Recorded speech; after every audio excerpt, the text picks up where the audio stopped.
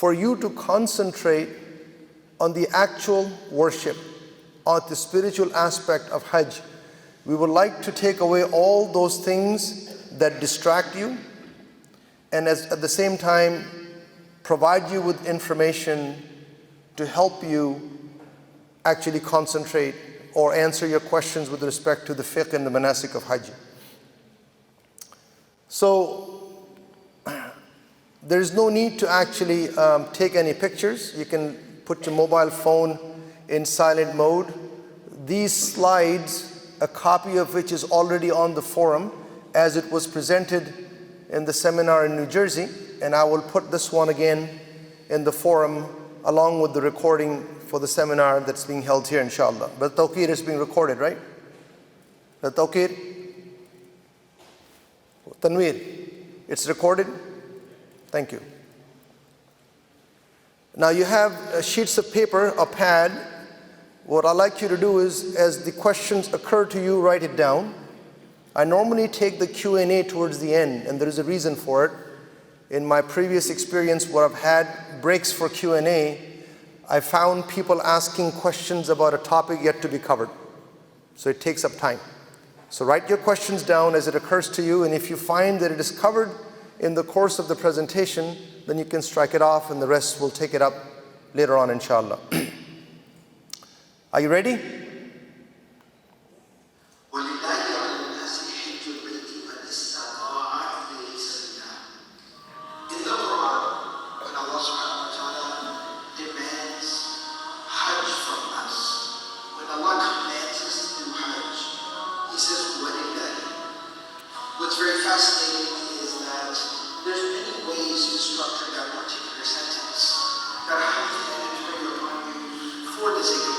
Tell him to increase the bass and down the treble.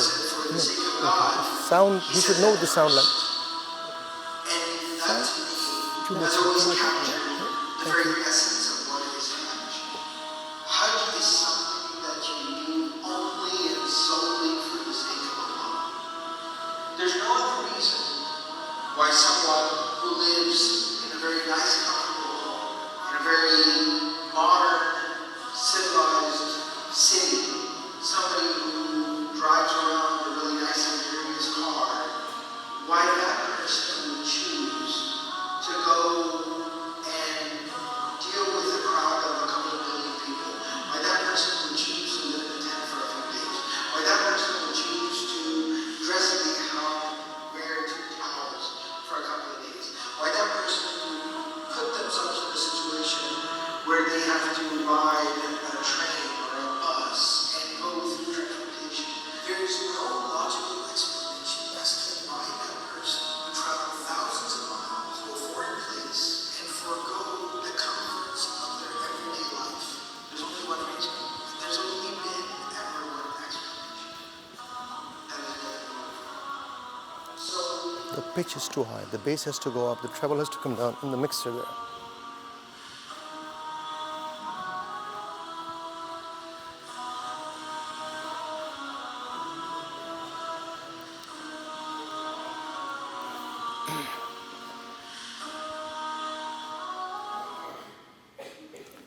So the agenda for today is to go through the spiritual reminder. I like to start at the very basic part of why you're going for Hajj, as opposed to jumping right into the administrative and logistics aspects of it. We'll speak about the organization and services. It is important for you to know how exactly are we going to provide the service to you and exactly how we're organized so that you can rest, be assured that that is well thought out.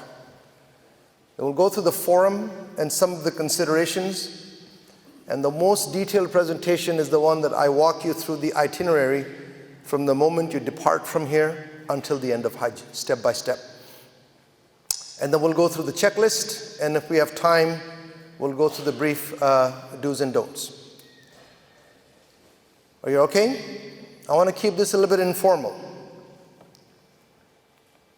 So, the reason for the spiritual reminder is because it is beneficial. As Allah subhanahu wa ta'ala says, that وَذَكِّرْ فَإِنَّ الذِّكْرَ تَنْفَعُ الْمُؤْمِنِينَ. So I use that as a means of reminding myself and you as to the next step. First question, why are you going for Hajj?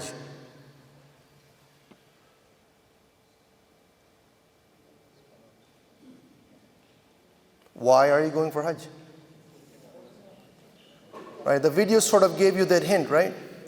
The reason I bring it up is because some people have not firmly made their intention in their heart. Some people, men have come and said, well, you know, my wife's going and so I have to be the mahram. It's like the wife is dragging him into going for Hajj kind of a thing, as if that's something that he's doing reluctantly. Or I'm going because my mother wants to go. We have to be very clear in our heart why we're going for Hajj. And Allah subhanahu wa ta'ala mentions it very clearly, which is the verse about which that short clip was played. وَلِلَّهِ عَلَى النَّاسِ حِجُّ الْبَيْتِ مَنِ اسْتَطَاعَ إِلَيْهِ سَبِيلًا. You're doing it for no one but Allah. You might be going as a husband and wife, but each one of you is fulfilling this obligation for Allah subhanahu wa ta'ala. Another place Allah subhanahu wa ta'ala mentions, and complete Hajj and Umrah for Allah. It's a very unique act of worship, very unique. So if you have answered that question as to why you're going for Hajj, the next question I want you to ask is, what is the desired outcome? What's in it for you? What do you expect from it? And these questions are not to be answered logically. These questions have to be answered from your heart. What is it that in your heart that you desire your outcome to be? Pardon me? Thank you. There is one hadith in which the Prophet ﷺ says that the reward for Hajj Mabrur is none other than Jannah. Hajj Mabrur is translated usually into Hajj that is acceptable, or Hajj that is sincere, Hajj that you do from the heart, that Hajj you to do with the right intention. All of those meaning applies. Allah subhanahu wa ta'ala says the reward for this is no less than Jannah. So that would be one desired outcome. The second desired outcome is, as the brother mentioned, that if you return, and by the way, this has some conditionalities, without speaking or committing indecencies, without committing sins, then you return back as the day your mother gave birth to you. So depending on how old you are, your book of record has many sins. Everyone will agree with that. What Allah subhanahu wa ta'ala is saying to you, if you do it right, I'm going to give you a blank book. I'm going to erase all of that. So those two have to be part of the outcome that you desire. So now we've got two things right: why I'm going and what I desire out of it. The third thing, great. What is it that we need to do? And this part you need to understand from two aspects. The aspects that most people, 99% plus people, ask questions about is about the actual mechanics of it, the fiqh of it. How many rounds? What dua do I make? How do I wear my ihram? Not that these are not important. So they want to know the how of it. What is as important is the why of it. And that's very few people that actually ask that question. Right? Where are we going? Baytullah al-Haram. Why are we going there? Because we've received the invitation from Allah subhanahu wa ta'ala. Received the invitation from who? Isn't that our destiny? Isn't that where we have to go? Isn't that the one who we like to see and meet by being happy doing so? And He's invited you. Just let that sink in your heart. What does that mean? People think in terms of logistics and plane tickets and so forth. I want you to think from a spiritual perspective. He who created you and unto whom you will return, unto whom you have to stand for your accountability, is asking you, come to my house. Subhanallah. This by itself is sufficient. Okay? So, He's also told you the conduct you must be engaged in. I want you to understand this very carefully. Allah subhanahu wa ta'ala says, Al-Hajju ashhurun ma'lumat. The months of Hajj are well known. That's a plural, months of Hajj. Which month are we in the lunar calendar? Anyone? We are in the month of Zulqa'dah. After Ramadan came Shawwal, we finished that. When the month of Zulqa'dah just started, then comes the month of Zulhijjah. The months of Hajj is referred to as the month of Shawwal, the month of Zulqa'dah, and the first 10 days of Zulhijjah. Allah subhanahu wa ta'ala says in this surah that the months of Hajj are well known, plural, and that's Shawwal, Zulqa'dah, and the 10 days of Zulhijjah. So Hajj started already. The actual ritual of Hajj will happen in a certain day, but these are the months of Hajj. Then he lays down the code of conduct. فَمَنْ فَرَضَ فِيهِنَّ الْحَجَّ. Three things. فَلَا رَفَثَ وَلَا فُسُوقَ وَلَا جِدَالَ فِي الْحَجِّ. There shall be no indecencies, no lewdness, not necessarily just between a husband and a wife, but the fact that you have men and women in the open together in a mixed environment. He's telling you, you're coming to my house, there shall be no lewdness, no indecencies, no committing sins, and don't even argue during Hajj. Stop. Stop right here. The verse doesn't end here. Any one of you in this hall today have the intention to do any of these three things that he mentioned? No. No one has the intention to commit any of those. Correct? Nobody has that intention. Then why is it there? Why is it that he's written the code of conduct when nobody intends to do anything but good? Because you're likely to fall into it. You're likely to fall into it. And then he continues on to say, وَمَا تَفْعَلُوا مِنْ خَيْرٍ يَعْلَمُهُ اللَّهُ. And whatever of good you do, khair you do, he doesn't define what khair is. It's pretty wide open, like a blank check. Helping a haji, it's khair.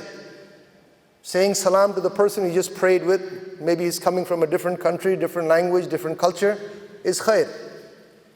So whatever of khair you do, Allah is aware. You are in His house. وَتَزَوَّدُوا. You want to take provisions for the journey, which is 80% plus of the questions that I have, that I get. What do I take with me? Is the bathroom going to be a hole in the ground? Is it going to be a North American style toilet? Etc., etc., etc. It'll be air conditioned. What if I get lost? All those provisions for the journey, Allah subhanahu wa ta'ala says, if you wish to take provision for your journey, you may do so. Okay, go ahead. فَإِنَّ خَيْرَ الزَّادِ التَّقْوَى. But the best thing you can take is what? What can be the best thing you take with you? It's not something physical. It's what's inside your heart. Taqwa. Being conscious of Allah subhanahu wa ta'ala is the best provision you can take. As if that was not sufficient, the verse continues by saying, وَاتَّقُونِي. He's commanding you to say, be conscious of me. Ya ulil albab, O you who understand. Are you part of those who understand? Are you part of those who understand this? The most gracious has invited you to His house. If you invite me to your house, you expect me to behave in a certain manner. You don't expect me to go up to your bedroom, start jumping on your bed. But I also expect you to be a gracious host. But He's the most gracious. That's His invitation. So this is a journey of the heart. It's what you take inside. I can, IIT can, Dar El Salam can give you all the books that you need, give you videos and webinars and seminars. What we cannot do is prepare your heart for this journey. That's something each one of you have to do by yourself. We're busy, we're professional, I don't have time for this. I have had people come to me over the past 2 decades that I've been doing this thing saying, I'm too busy, you're going to give me a book, it's a 12-hour flight, I will read it. True. They can do that. They can actually read the book on the plane and then follow the mechanics of how to do it. But they come back and say, well, I've done it, but I don't feel anything about it. I don't gain much out of it, because you've just done the mechanics of it. Your heart was not in it. You did not know the why behind doing it. And that journey starts now. Why does Allah subhanahu wa ta'ala say months of Hajj? And why does He say that you need taqwa, being God conscious? This is the wisdom why Hajj comes after Ramadan. The month of Shawwal is after Ramadan. What did you go through in the month of Ramadan? What did you try to build in the month of Ramadan besides fasting? The purpose of fasting was what?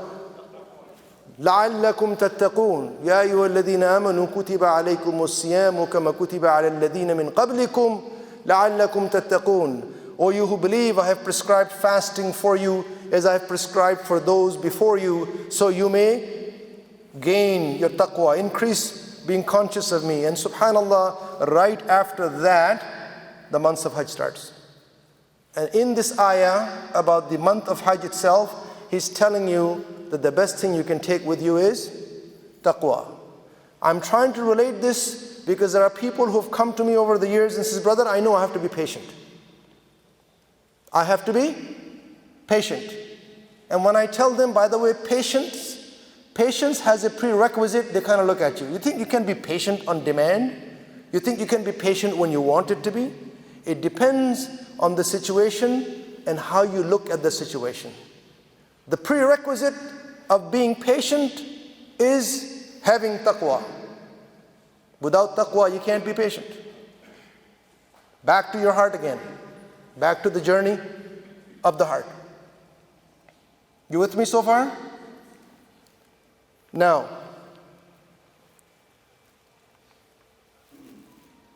I like this verse, and I specifically put this verse here for a reason.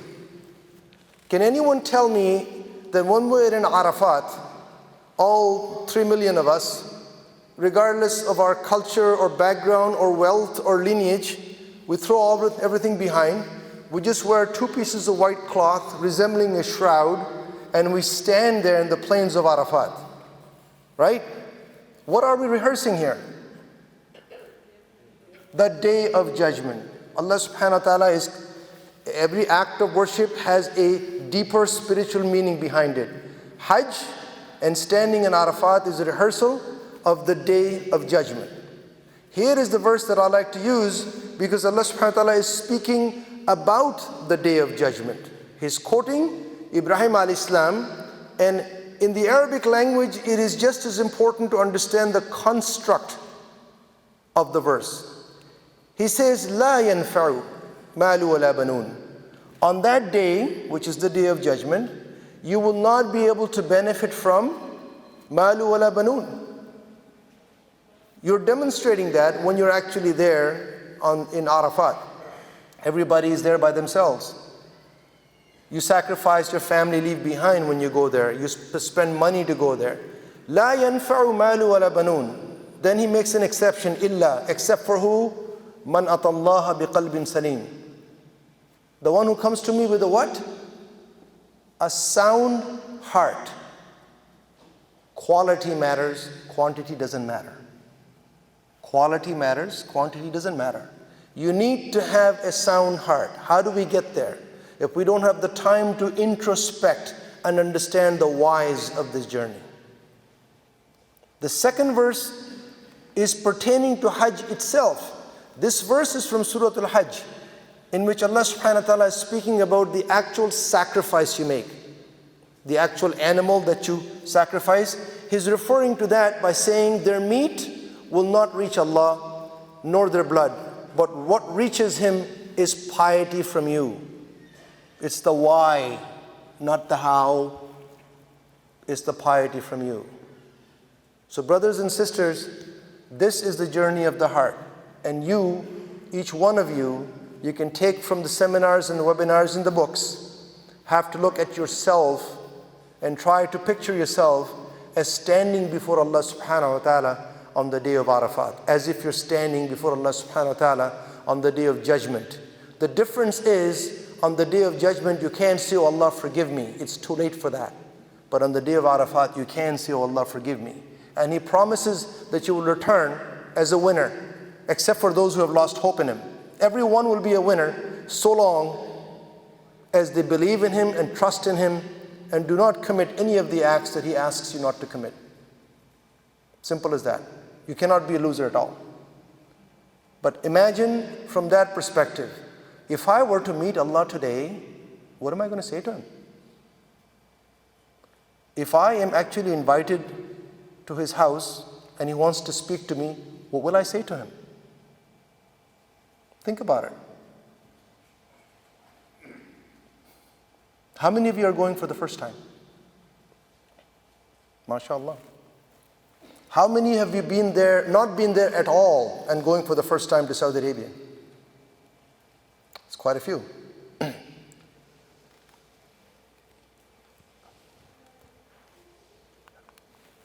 That is the key to success. The key to success is to have a heart that is conscious of Allah subhanahu wa ta'ala in every intention and every action. So when you are tested, the first inclination will be to blame someone. But if you have a conscious heart, you will see that as a test from Allah subhanahu wa ta'ala, not as someone to blame. Right? And I can't prepare you for that. You have to prepare yourself. Those of you who are going for the first time, and even those who have gone before, those of you going for the first time, I will tell you this. If there is anything that you need to learn of the how of Hajj, the manasik of Hajj, you will have questions about Mina and Arafat and Muzdalifah, but the one thing that should really know well, and I mean know well, know inside out, backwards, blindfolded, very confident in doing it, and that is how to perform tawaf and sa'i, how to perform umrah. You should know that here. If anything you want to really master in before going, it's that. Don't have to worry as much about Mina or Arafat or Muzdalifah. That you can know in general, because everything will be done in lockstep. The entire group will go to Mina. There's plenty of time to understand about Mina, plenty of time to understand about Arafat. But you will not have time to learn about Tawaf and Umrah when you get there.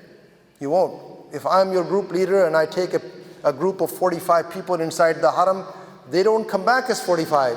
They come back as 5. Right? The rest of them get scattered.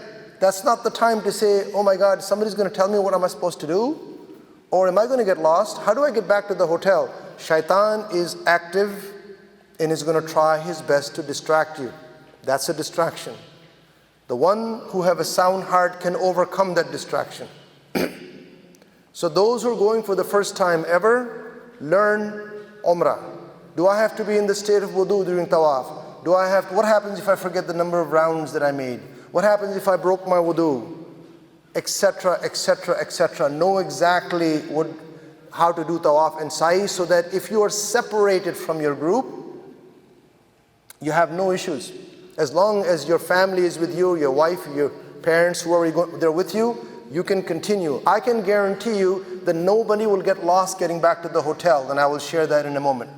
You will not get lost getting back to the hotel. What you need to do is, first time you're going there and you're seeing the Haram, you have that spiritual surge in your heart, tears flow down your cheeks. You don't want that feeling to go away. You don't want that feeling to be dampened with, I don't know what to do. Oh my God, my group leader just disappeared. I don't know where it is. Honey, let's look for him. Don't look for him. Just concentrate. Here's another piece of advice I'll give you. What exactly are we supposed to say when we're going around the Kaaba? Anyone? What are we supposed to say? We don't say labbaik. The talbiyah stops as soon as you enter the Haram. Talbiyah ends. As soon as you see the Kaaba, talbiyah ends. What do we say? Somebody said, رَبَّنَا آتِنَا فِي الدُّنْيَا حَسَنَةً رَبَّنَا آتِنَا فِي الدُّنْيا حَسَنَةً وَفِي الْآخِرَةِ حَسَنَةً وَقِنَا عَذَابَ النَّارِ وَأَدْخِلْ جَنَّةَ مَعَ الْأَبْرَارِ يَا عَزِيزُ يَا غَفَّارِ. The Prophet ﷺ, when he was crossing the Yemeni corner, which is the third corner, as he was making the turn to complete it, he was heard saying, رَبَّنَا آتِنَا فِي الدُّنْيا حَسَنَةً وَفِي الْآخِرَةِ حَسَنَةً وَقِنَا عَذَابَ النَّارِ وَأَدْخِلْ جَنَّةَ مَعَ الْأَبْرَارِ يَا عَزِيزُ يَا غَفَّارِ. Great. That's something that has been handed down traditionally, and so we know we have to say that because it's sunnah to say that, plus it's a powerful dua. Great. What else did he say? We don't know. What else did the companions say? We don't know. Why is it not important for us to know? Because people get hung up, especially those who are going for the first time. Where's the dua book? Can I have a dua book, right? Because it is purposefully left blank. The Most Gracious has invited you to His house and has offered you a blank check for making dua. Nothing is prescribed. Ask. Praise Him. Thank Him. Glorify Him. Ask. And when you ask, it doesn't have to be in the Arabic language. Just because you think you are there, you have to be in the Arabic language. No. It can be in the language that you're most comfortable with, the language that will allow you to connect with your Lord. It doesn't have to be English, it doesn't have to be Arabic. It can be any language you want, so long it comes from the heart. So don't ever lighten that spiritual surge you get when you get there. So you should know how to perform Umrah so that this doesn't happen to you, that you're not petrified or terrified or lost in the sense that you don't know what to do. That's my sincere advice to those who are going for the very, very first time, as such.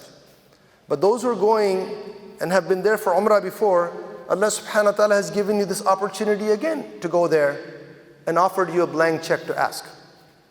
I had one sheikh say that the best thing to do is to praise Allah subhanahu wa ta'ala, because there is a hadith in the Prophet ﷺ said that if you engage in praising Allah subhanahu wa ta'ala, then the du'as of all the other people making tawaf also applies to you, as if they're making it on your behalf. Allah subhanahu wa ta'ala is most generous. He's looking to your heart, basically. So that's the part I want to start with, because people will have logistics and so forth, and they're just as important. But I wanted to start with the fact that you have to have the right intention, you have to have the right mindset, and for that you have to have a plan to say, okay, departure is a month from now, what do I know? What do I know of the why I'm doing this, as opposed to just simply ritualistic following it? To make you at ease, I'm going to go through the organization and services so that you may understand how exactly we deliver the services to you. So what we have in mind is you in the middle. So we've had webinars for Program 3 already yesterday, right? Program 2's webinar was June 30th. And I believe Program 4 had their webinar introducing their team early in June. I think it was June 9th. The reason I'm mentioning it is because we introduced the organization to you via webinar. So you can know who your group leaders are, who your program managers are, etc., etc. But you see them over there, just so that you're at ease. The two people you'll come to know, one is your group leader and one is your imam. So how do we organize this thing? I'll give you one short example. Program 2 this year, they have a 2A and a B and a C. That's how Dar El Salam organizes itself. The A and the B and C in any program only means that the hotel in Medina or Mecca or both places are just different. The itinerary of the program remains the same. The facilities remains the same except for the hotels. And that's how we can identify by looking at an A or a B or C as to which hotel the person is in. But the rest of the program is the same. This year in Program 2, alhamdulillah, mashallah, we have 742 people. And this is not the largest program we have. The largest program we have is Program 3, which is over 760 people. How do we actually manage that many people? Right? What we do is we actually break that number down. So 2A, I will use as an example, has 6 groups. Each group is about 45 to 49 people, or the amount of people that will fit in a bus. And for that one group, we appoint a group leader. And the group leader's job is to continue to provide guidance on the administrative and logistics aspects of Hajj. In some cases, the group leaders are themselves imams, so that's a bonus. They get both in some cases. So you will have a group leader that you will know is your group leader. You would have already received an email showing the people in your group. You will know the group number, it's in that email, plus you will get it later as well. And you will know who your group leader is. They are being introduced through webinars, and you'll physically meet with them. So rest assured, that's the person you need to go to. The imams are not one per group. The imam is per stream. So 2A has 2 imams for those 6 groups. 2B has, I believe, 3 imams. 2B also has 6 groups. 2C has 5 groups, and they have 2 imams. So it's similarly, 3A has imams, 3B has imams, 3C has imams, and so forth. That's how we organize ourselves. And the idea here is that if it is administrative or logistical aspects, your group leader is there to guide you. If it is a religious aspect, it's the imams that guide you. And the imams are also the ones that actually lead the prayers in Mina and Arafat. They give the khutbah, they give the lectures in Medina. So this continues. Follow me? As such. And so those 2 you will know. The last category what I have is called a ladies rep. A lady group leader, because we appoint a lady group leader, approximately 2, sometimes 3 in a program, because some ladies feel only comfortable speaking to another woman. And then also because of the actual accommodations in Mina and Arafat, where the women are in separate tents away from the men. And so there has to be somebody with them to handle the issues. So we have ladies rep also that is there for each program, dedicated to that program. You with me so far? I'm going to use the one program as an example to give you an idea how it would work. So in the case of program 2, I actually have 17 group leaders, because I have 17 groups. I have 6 in program 2A, and I have 6 in 2B, and I have 5 in 2C. The IIT is taking a group in 2A. They're one of the group. Brother Jamil is going to be their group leader. That's part of the team of 17. Surrounding them, you will see 2 names, program manager and operation manager. Program manager and operation manager are responsible for the entire program. Their team consists of their group leaders, their imams, their ladies rep. And we've also added something else that's not shown in this chart. We now also have added a physician that is dedicated to that group. A physician that's dedicated to that group. Okay? The purpose of the program manager and the operation manager is to ensure that communication, first of all, happens, issues are resolved, and resources needed are made available. So if I'm going to need buses to go for ziyarah, that the buses, the number of buses, the signage on the buses, the fact that they're clean, and the drivers know the direction to drive to, because many temporary drivers show up during Hajj over there. All that is determined by the operations manager.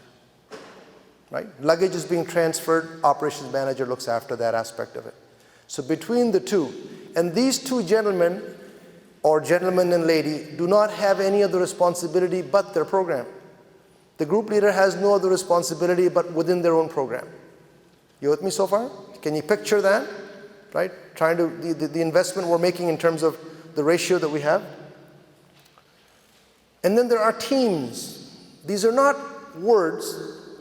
Arrival, hotel, transportation, luggage, passport, departure. These are the major teams that we have. These are actual number of people with specific responsibility. When you arrive at the airport, whether you're arriving in Jeddah or in Medina, regardless, they know you're coming. They know exactly who is coming. And they're waiting for you because they cannot come inside. You still have to go through immigration and customs just like any international airport. When you come out, there'll be a Dar El Salam representative waiting for you. Whether you go as an individual or you go as a group, doesn't matter. They know you're coming. So that's their team. They're supposed to assist you to get you to the hotel. That's the arrivals team. Meet you, greet you, and take you to the hotel. So the only thing I request you to do is when you actually arrive and you go past immigration, we will give you an ID card. I will discuss that in a moment. And you just make sure that you have your ID card on you so you're recognizable as a Dar El Salam person. Simple as that. The hotel, that's another team. A team for each of the hotels. And I will share the hotels in a map for you. These folks are dealing with the hotel year long. When you go for Umrah, they're dealing with the hotel. So you never actually go to the front desk of the hotel and say, I'm here, I'm from Dar es Salaam, can I have my room? You go and see a Dar es Salaam representative to actually get the room key. Or if you have any issues with the hotel, you see them because they have been working with the hotel management throughout. There's dedicated physical people living in Medina and Mecca that deals with the hotel. Transportation. Sounds like a simple thing. Actually not. Almost every program has, as an example, Mazarat in Medina. So program 2 will have 17 buses leaving for Mazarat. I need to have 17 buses. When do I need them? Does it have signage on it? Does the driver know where he's going? Do I have driver's mobile phone number? Is the bus clean? Does it have a microphone so the sheikh can speak about the places they're going to?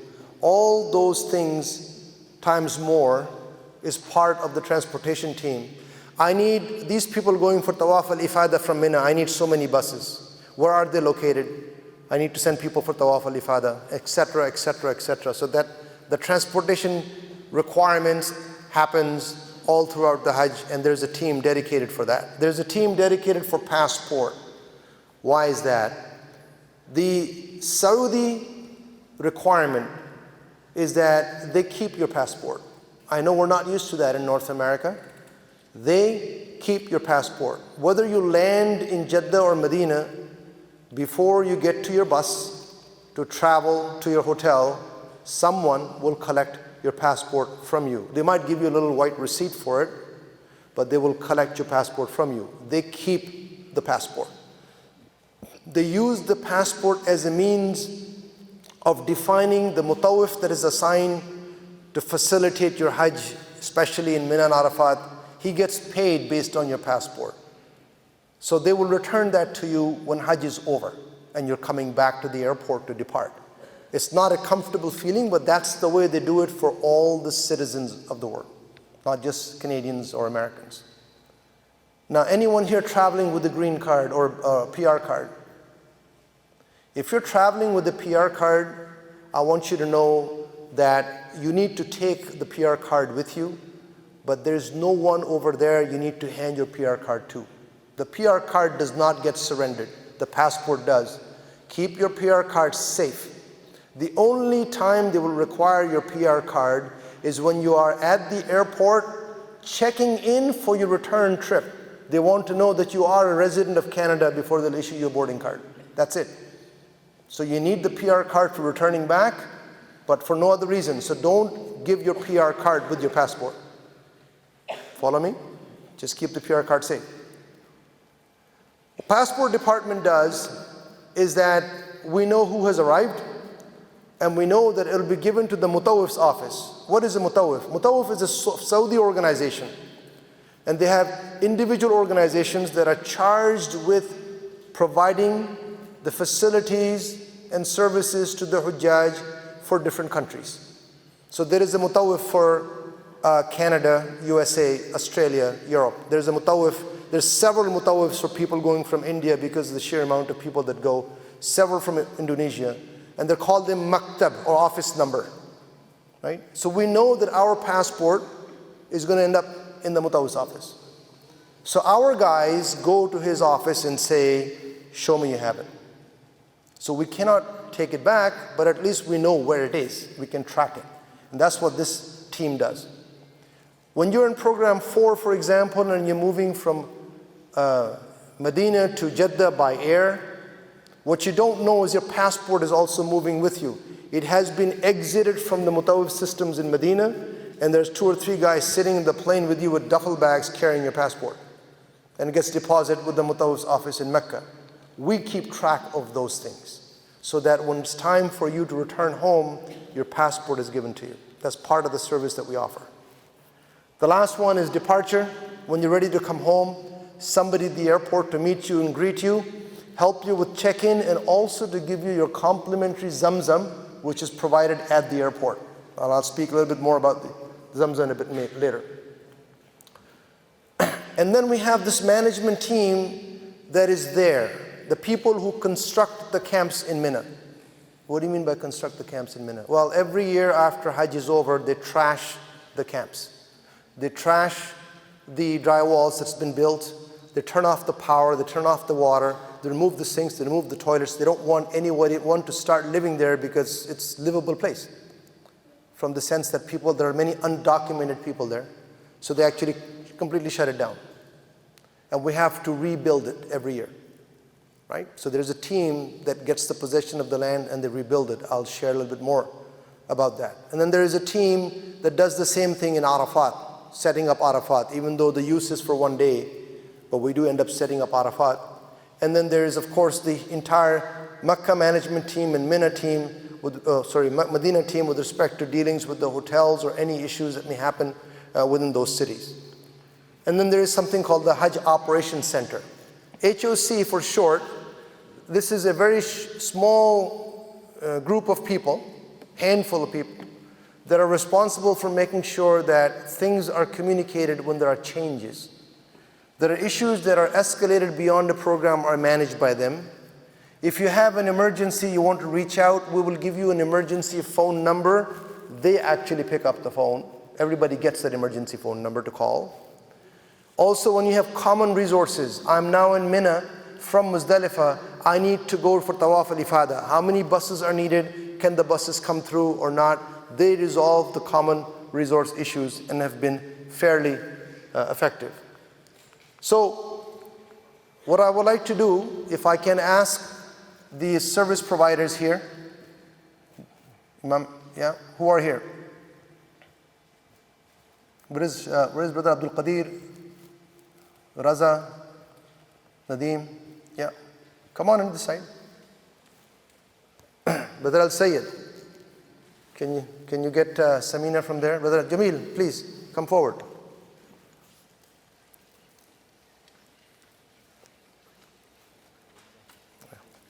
Munsif is not here. Sir, where is Abdul Qadir? He's outside?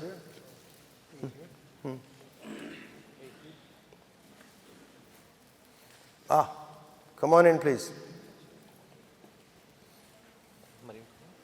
She's outside? Yeah, get on. Yeah. So every city that I have been, there are group leaders and program managers and ops managers and others that reside in different parts of the United States and Canada and also in the UK. So what we do is we end up introducing those who live in the GTA area here. So we have, let's see, IIT's group leader, Brother Jamil Usman, is going to be with the program 2A. I think it's group number 6, am I correct? Yeah. We have Imam Hassan Ansari, those of you who are lucky, and has been with us for a number of years. He's a graduate of Islamic University of Medina. He is affiliated with the Bosnian Islamic Center as Sayyidah Khadija Center. And so 2B Canada. Who's 2B Canada? What's the group number? 10 or 11. Yeah, so 2B Canada, one of those two groups, 10 or 11, you'll have him as your group leader, right? Brother Nadeem Sayyed is the other 2B Canada. Brother Nadeem Sayyed has been going with Dar El Salam for what, 9 years, 10 years? 8 years, and has been in this program too, so he's familiar with program 2. And so you have the experienced gentleman here. And of course you have our beloved Abdul Qadir. I forget to tell you how many years he's been going with us. But anybody in program 4? Program 4. So Brother Abdul Qadir is your program manager, overall in charge for program 4. Whether it's US, Canada, or UK, it doesn't matter. He's got the whole thing that he's responsible for. So if any mistakes happen, I'm just kidding. Okay. Pardon me? Yes. Abdul Qadir. Raza Zaidi, we are related, by the way. is standing next to Abdul Qadir. He has the responsibility and the honor of managing the largest Dar El Salam program we have this year, over 760 people. 830, there you go. And that's program 3. He's overall responsible for program 3, program manager. His ops manager is from the United States. Abdul Qadir's ops manager is from the United States. That's why you don't see them here as such. And so you will meet the rest of the group leaders through webinars. Maryam Zaidi, she has been a lady group leader for a number of years, generally in program 3, but this year her role is to be in the HOC, Hajj Operations Center. So number of years of experience, plus her background in helping people out in general, ladies in specific. Samina Zaidi, she is going to be the ladies rep for program 2. She's my other half, the better half, and she's there all the time to help out. She's been going there for what, 8 years? 12 years, there you go, even I know that. Okay. And I have brother Yasser. He has 2 roles. Yasser al-Sabbagh is the manager of Dar es Salaam Canada's office, but is also going to be the group leader for group number 17, 2C, I believe. Right? Anybody in 2C? 17? He's going to be your group leader. Also, we have here with us brother Zafar from the office in the back. He's not going this year, but you may have heard of him as such. And so that's your team. And just to give you an idea that these charts have names behind it and the number of meetings that they go through internally. I mean, we had a 2.5-hour review with the owner of Dar es Salaam for each program, walking through step by step, knowing that we know what needs to be done, what are the risk areas that we need to mitigate. So there's lots of internal stuff that goes on prior to what you see through webinars, and then of course they end up delivering. So from the bottom of my heart, these are all professional working folks. This is not their full-time job. They volunteer for this. So just remember each one of them in your dua, please, because this is what they do. They go back to their work when they come in. They ask for nothing except that you are pleased and Allah subhanahu wa ta'ala is pleased. So remember them in your dua, because this is what makes Dar es Salaam tick. Okay? Anything else you want to say?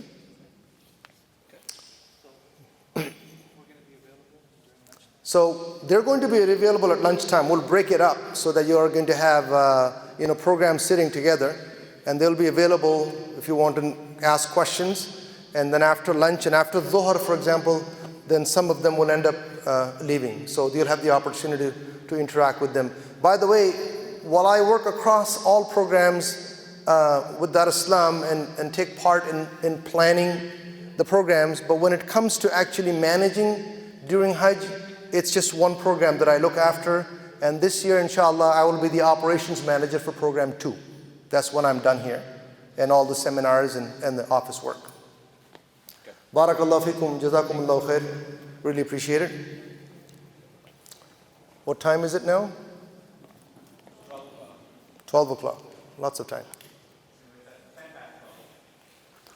I have to break at 12:45, inshallah. So, final package. You've heard the word, we're going to get you back a final package. Basically, it's a nice box with things in it that you're anxiously waiting for. And what they contain is your travel documents. This year, there is no physical visa being stamped on the passport. This year, it's all electronic visas. It's printed on a page, we fold it up, and we staple it to your passport. Okay? So when you get your passport, you open it up, make sure that e-visa is stapled, and read it. In case we make a mistake that it puts somebody else's visa on your passport, we need to know that. You need to take that with you. You cannot check in with your passport only. They would like to see you have a visa to go for Hajj at the airport. So the e-visa is stapled to your passport this year. Make sure you read your airline ticket. You'd be surprised how many people don't know when they're departing despite having their e-ticket. When am I leaving, brother? I thought it was this time. Just read it. Understand exactly what your flight time is. And then the proof of immunization. Even though we needed the proof of meningitis vaccination to get the visa, we want you to carry that with you to Saudi Arabia. Doesn't have to be stapled to your passport, just carry it with you. Because there are times when you get off the plane into the terminal building, whether it's in Jeddah or Medina, that these guys stop, these guys are health officials, Saudi health officials, and then ask you, show me that you have the proof of immunization. So they will still ask, they may still ask. It's an audit, it's a spot check, so it's good to actually carry it. If you don't have it, they quarantine you, they give you extra pills to take. You don't want to go through any of that, okay? I will show you a sample of the personal ID card and the luggage tag that we provide.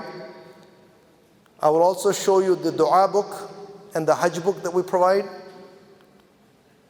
And I will also show you, but by the way, anybody in program 3, men, it says the ihram has been sent to you. It hasn't been sent in Canada. It has been sent in the United States. We're going to send you your ihram here. Program 3 is the only program that we have this year that starts in Mecca. What does that mean? It means that you have to be in the state of ihram before you land in Jeddah. So your ihram must be given to you here. We will send that to you with your final package. Ignore this, it said has been sent.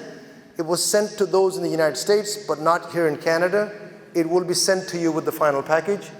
Those of you who are in Medina, program 2, 4, 5, and 6, you're starting in Medina, your ihram will be given to you in Medina.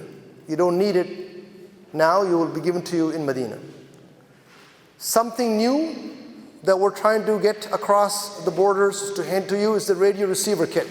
We've not used this before. We've actually experimented with it during the Umrah groups in November and December. And that's a small little radio receiver. You can tune into a channel that your group leader tells you, and then you can plug it in your ear, so when you're going for mazarat, you can hear what he's saying. For any external excursion, that's pretty good.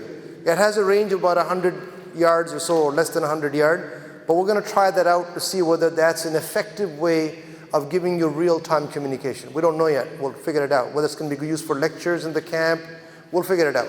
But we're going to give that out to you. But it's a loaner. Brothers and sisters, it's a loaner. It's not a keeper. You don't return back $35 US. You don't pay me back $35 US. I have some choice stones for the Jamrat for you. Okay? So it's a loaner. We want to see how it works. Now it's been shipped to us.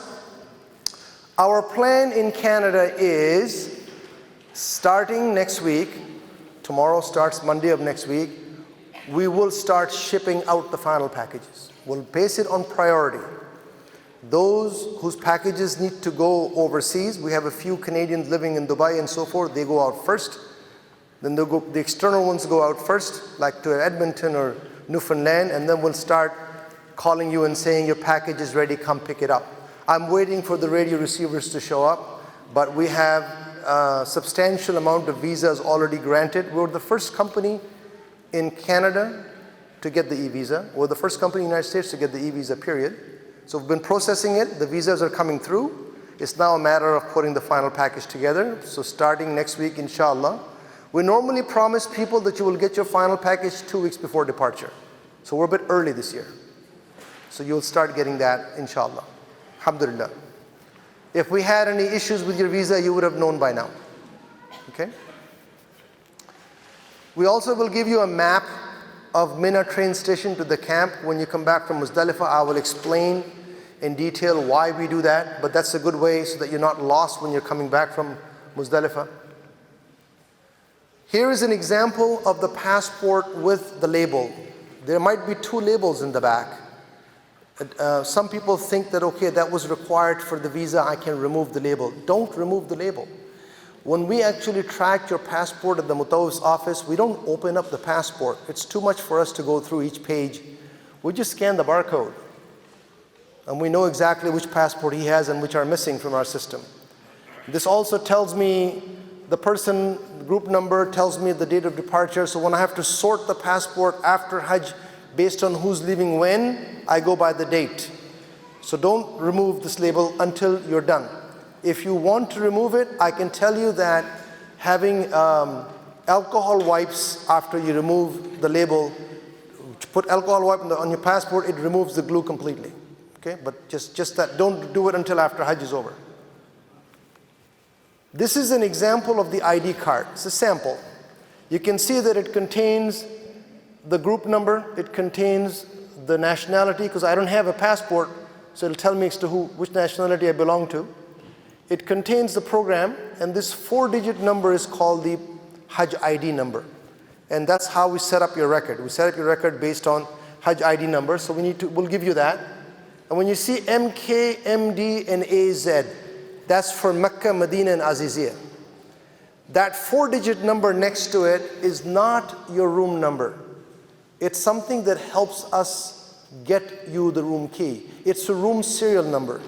An example would be if a flight of 130 people show up and they're lined up to get their key, I can't go by the ID card and start flipping pages to know where this person is. So what I do is I actually sort my rooming list by serial number.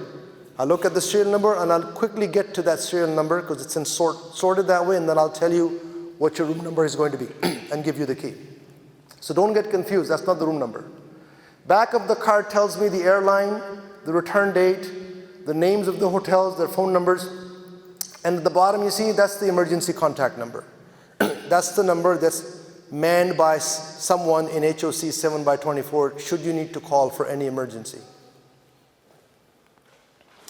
This is an example of a luggage tag.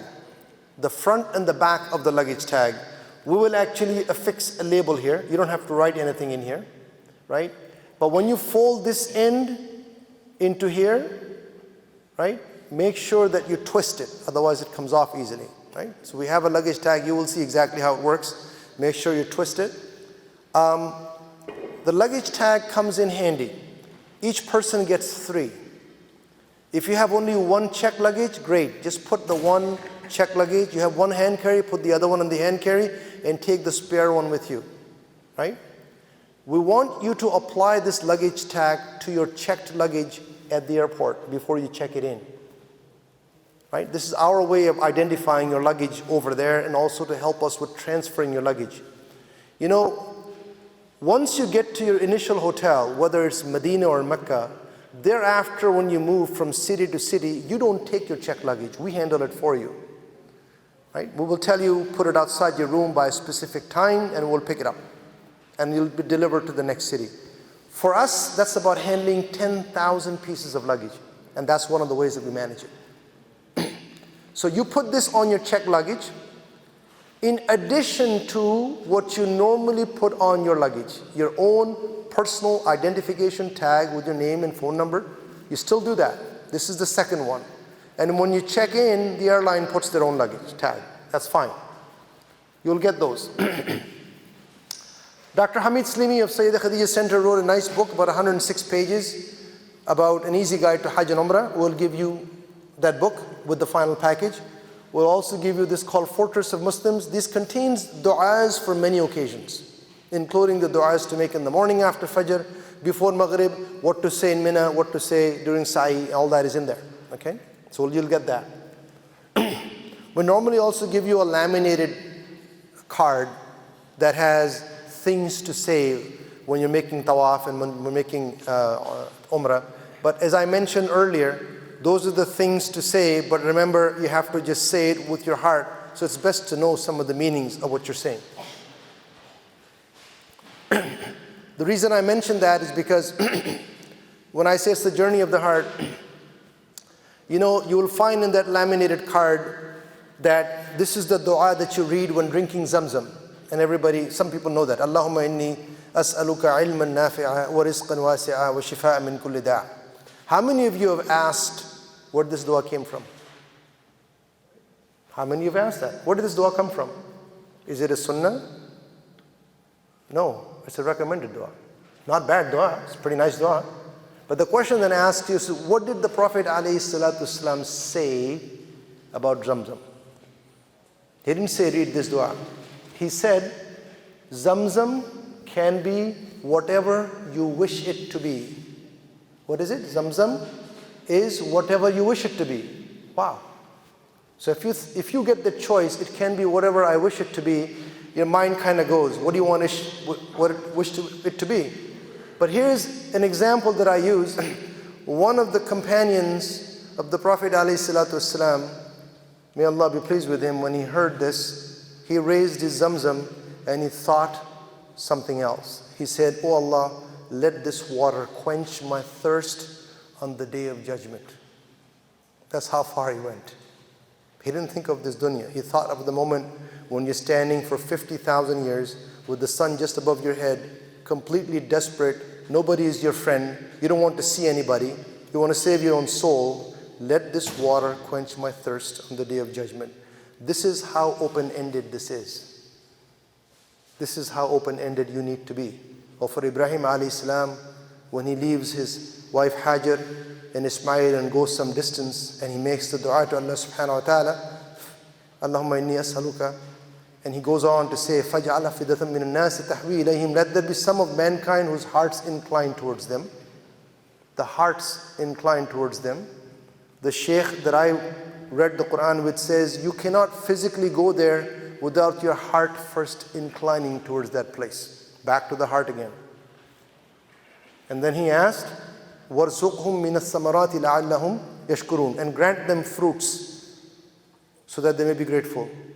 Didn't he just say in the beginning part of the dua that he left his family in a valley that is devoid of vegetation? Yes, he did. It's devoid of vegetation, yet he asks what? Grant them fruits. Somewhere there's no vegetation. You're asking for fruits? Because with Allah, nothing is impossible. So don't limit yourself in your mind. Think in those broad terms from your heart. The gifts you're going to get in Saudi Arabia, a backpack. A backpack that is very similar to a normal backpack that people normally carry laptops in it and so forth. It comes in handy during the manasik of Hajj, and I'll explain that in a moment. You'll also get a drawstring shoe bag. It's pretty big, by the way. It's made of cloth, and this is where you put your shoe in when you're going into the haram. Right? When you're going to Masjid al-Nabawi, you put your shoe inside. In Masjid al-Nabawi, there are racks for shoes, and the racks have numbers. Don't forget the number, because I've done that. And I kept looking for shoes almost till the next salah almost. Right? So you need to know the number. Reason because if people put it in small plastic bags, it's so easily picked up by somebody else. They see something unique, they don't touch it. In the haram in Mecca, I never put my shoe anywhere. I carry it with me. So if I'm going to go for tawaf or and I'm in ihram, people ask this question, so I'm going to preempt that. And that is, do I need a money belt? It's your choice, but in practical terms, really not. Because I am going to be in the bus or in the plane going from Medina to Mecca, and I have my valuables in my hand carry with me, in my bag with me. And first thing I'm going to do is check in. So I'm going to put my money where? In the safety deposit box, which is in every room, 4-digit code, right? So when I go, I don't need to take my money with me. I will actually take my shoe bag, put my shoe in it, turn off my phone, key, 20 riyals for the haircut, and carry that with me during tawaf and sa'i. That's the shoe bag that comes in handy. A prayer rug for each woman will also a complimentary from Dar es Salam. For those who are starting their program in Medina, in program 2, program 4, 5, and 6, their ihram is given to them in Medina, and of course a 5-liter Zamzam for you to bring home. That's also given out at the airport when you're returning. Right? Let's speak about the forum. How many of you have joined the Dar es Salaam forum? Okay, I still see a lot of hands not going up. Let me explain what this is, and you might think otherwise. Forum is an online repository.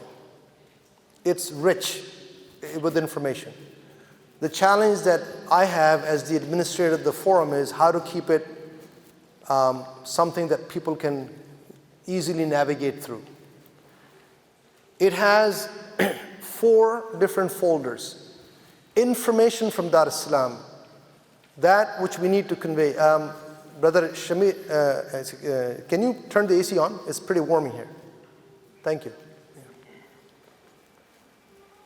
Information from Dar el Salam, as the title suggests, is what we need to tell you. Okay? Okay, hold on a second. Second one is general administrative and logistical questions. The third one is general religious questions. And the fourth one is the program-specific questions and networking. This is how we've organized it. What I find that people don't read the actual guide that's there, how to use the forum, and they'll plug in the question wherever they want to. And that makes it difficult. I spend quite a bit of time telling them you shouldn't be doing this and moving it somewhere else, because it'll make the forum very difficult to navigate through time. Last night I had a question about laundry services stuck on there. Do I need a sleeping bag for Muzdalifah? Why are you doing that? Just read the guide. You have plenty of places to put the question in. If their subject doesn't exist, create your own subject, but at least go through it once.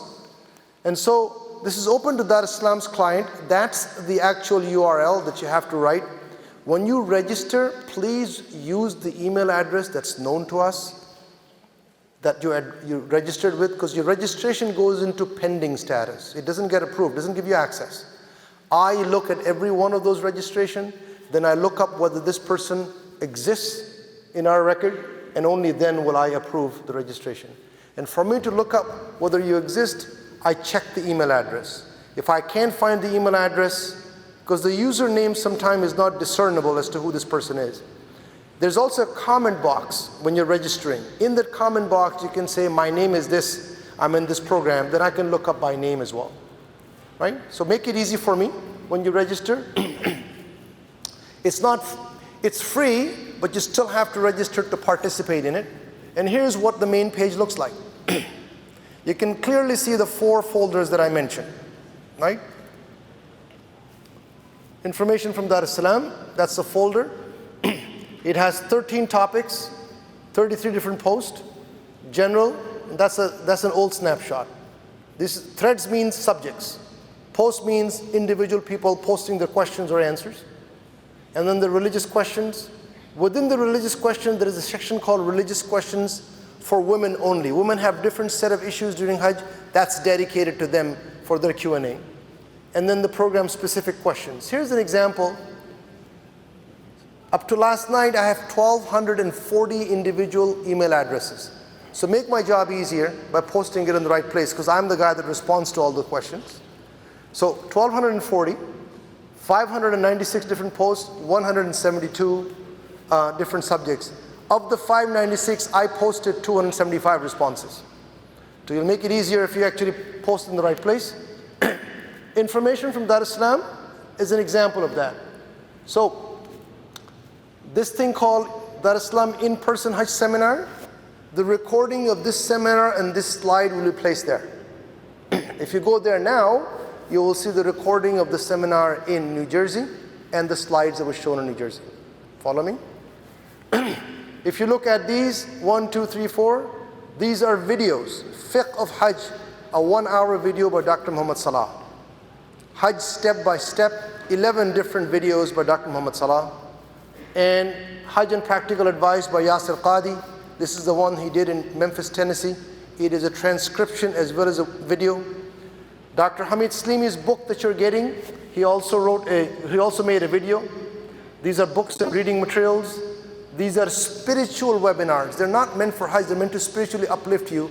That we had several from February through to April. The recording of that is here. So this is information from us to you. When it comes to general, these are the types of, this is just one page. It actually goes over multiple pages.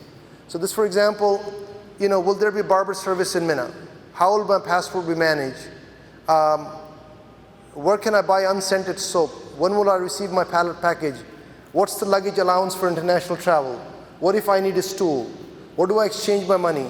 What do I need a wheelchair? All those are questions that I get all the time. So when I started the forum in March 1st this year, all those questions were written and the answers were written with it. So first go explore to see if your question is already covered. If not, put your question in there. If the subject doesn't exist, put your subject in there. That's not a problem for me. I'll answer them inshallah, but put them in the right place. Religious question. questions about ihram garment and money belt, question about what can and cannot be worn during ihram. Can I wear a face mask? Can I wear an earmuffs? Is contact lens okay? Etc., etc., etc. It's all there. Can I use soap and deodorants? Questions about sacrifice, questions about tawaf al-ifada. So if you look at the subject and you have a question about that subject, go into it. When you click one of those, it opens up, you'll go into it and you see the existing Q&A. If it still doesn't answer your questions, then you go out and ask a question. The last one is program specific. So the webinars that are happening program by program, the recordings are in the individual folders. I also find that this is useful for people networking. There's a whole bunch of in here. Yes, let's see that one, program 2C from Long Island, New York. Anyone traveling from Chicago. These are individual folks that are going in this program and saying, hey, anybody traveling from the city, let's get to know each other. So this is very good for you to network as well. And the last thing is ebook. Can anyone tell me what an ebook is? It's not evil book, it's an ebook. All right. It's been posted in the forum for quite some time now. It is about 36 pages or so, has two parts to it. One is general information, laundry services, money exchange, etc., etc. And the other one is a day-by-day itinerary for your program. Program 2, 3, 4, 5, and 6. Day by day. Program 2, you're starting your journey in Medina on August the 5th, inshallah. When are you going to go for ziyarah in Medina? On the 6th. What time? 6 a.m. There's a gentleman who has read it. Okay? Each program's detail where we can specify the time is there. What time am I picking up the luggage to transfer on your behalf for program 2? 6 p.m. on August the 7th. Right? Then you can put your luggage outside your room and we'll pick it up. The reason we're telling you this is because behind it is the entire logistics. Luggage requires trucks. Trucks needs to have tarp on them. Somebody has to make sure that's one luggage, one destination. What happens on the other end? All lined up based on this. So when we've already planned it to that detail, why not tell you? That's what this ebook is all about. And what that does, it also tells you, this is what I need to do to cooperate, to make the process efficient, and the rest I know is free time. I can do whatever I want. I can spend time in the haram, I can spend time in Masjid al-Nabawi, I can go shopping, I can do whatever. At least it tells you that. What it does away with is somebody says, well, I didn't know you guys had a seminar, I just went shopping. Well, we're telling you now when the seminars are going to be held. We're telling you now when the lectures are going to be held. You have to make a choice whether you want to attend or not attend. It's up to you. So read the ebook for your program. Download it to your digital device. If you don't want to download the portion that's just the general information, just at least the day-to-day itinerary, it's important for you to know how we have planned your trip.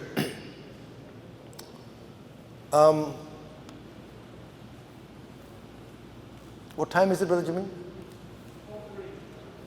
12:30. Okay, I have 15 minutes. Okay. So, similarly, I'm going to walk you through some of the considerations and some of the planning that we have in place. The reason I'm showing a disclaimer is because inevitably, if some of these things don't materialize, then you're going to turn around and pick up your Jamarat stones and say, here comes Dar El Salam, the biggest shaitan, right? Throw at him. The dilemma we have is that, we can tell you these things, at the same time, we know that there are too many variables in Hajj. What happens if Hijri changes? The month of Zulqa'dah is 29 days planned. What happens if it becomes 30 days? Do I need to tell you this now? No. Do you need to know this now? No. Do I know what I need to do? Absolutely. Do I have a plan for it? Absolutely. Right? So this is why we're going to share what we know with the risk that you understand that things may change. And so here are the conditions, things I want to talk about. We're asking that you take with you a smartphone. Take with you a smartphone and make sure it has WhatsApp in it. Okay? Whether it is locked or unlocked depends on what kind of SIM you have inside.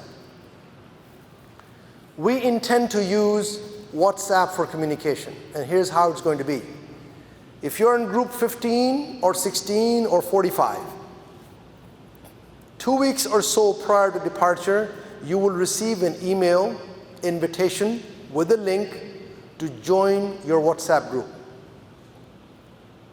Group 15 will get an invitation just to join group 15. Group 45 will get the invitation just to join group 45. When you click on it with your existing phone, you join the WhatsApp group. The members of that group are all those who are in that group, your group leader, your program manager, your ops manager. We're going to start here 2 weeks prior to departure, and we'll use that to actually communicate to you, to remind you, remember tomorrow morning 6 a.m. is Mazarat. Remember you need to put your luggage out. So we're going to continue to provide that guidance for WhatsApp. That's intended for us. It's not intended for your own personal chatter. Honey, where are you? I'm looking for you. That doesn't belong in this WhatsApp group, right? That you can have your own, for example. The one thing that irks me is the phone ringing during prayers or quiet dhikr time in the haram. There's so many people. Just do your part and turn it off. When you are in the haram for salah or for remembering Allah subhanahu wa ta'ala, nothing is more important. You think that you want to catch that missed call, put it in silent mode. Just respect. If there is reward for doing good multiplied by 100,000 times in the haram, there's also the punishment multiplied by 100,000 times if you do bad. Just be considerate of others. You're all there for the same reason. It's not my Hajj, it's our Hajj. It's not just our Hajj, it's the Hajj of all those who are coming from different parts of the world. They all want the same thing. So be considerate of others. So what are the options for SIM? Up until 2016, we used to bring the Saudi local SIM cards here and distribute it as part of the final package, so that you know your phone number and you would leave that for your loved ones. That has changed because starting in 2016, shortly afterwards, the Saudi government, as part of their security enhancement, would only issue SIM to a person that is known to them, not just a free SIM card. So if you are a resident of Saudi Arabia, they wanted your Iqama number, and your Iqama number became part of the SIM. If you are a visitor to Saudi Arabia for Hajj and Umrah, they want your passport number, which becomes part of the SIM. But before they would issue the SIM to you, they also take your fingerprints. So it's no longer easy for me to just send the passport copies to them. They also want fingerprints. So that option went away. So we've struggled with what to provide you for communication. And what we've seen a tremendous growth is in the option where people simply buy a data plan from here and just use their phone, right? It is expensive, yes. In the United States, it's cheaper. You can buy from T-Mobile a global data plan, unlimited data plan for about 65 or 70 bucks. Here you have a monopoly between Rogers and Bell and Telus. It's far more expensive. When I go, I use Roam Anywhere from Bell. It costs me in the States 8 bucks a day, and it costs me in Saudi Arabia 10 or 12 bucks a day. They cut it off at $15, 15 days. So maximum is 300 bucks, right? If Dar es Salaam provides you with the complimentary SIM, you still have to go and line up at the mobile carrier's office and actually activate it. You know, by giving a copy of your passport. You must take a copy of your passport and fingerprints. But that SIM comes with limited voice credit and limited data credit.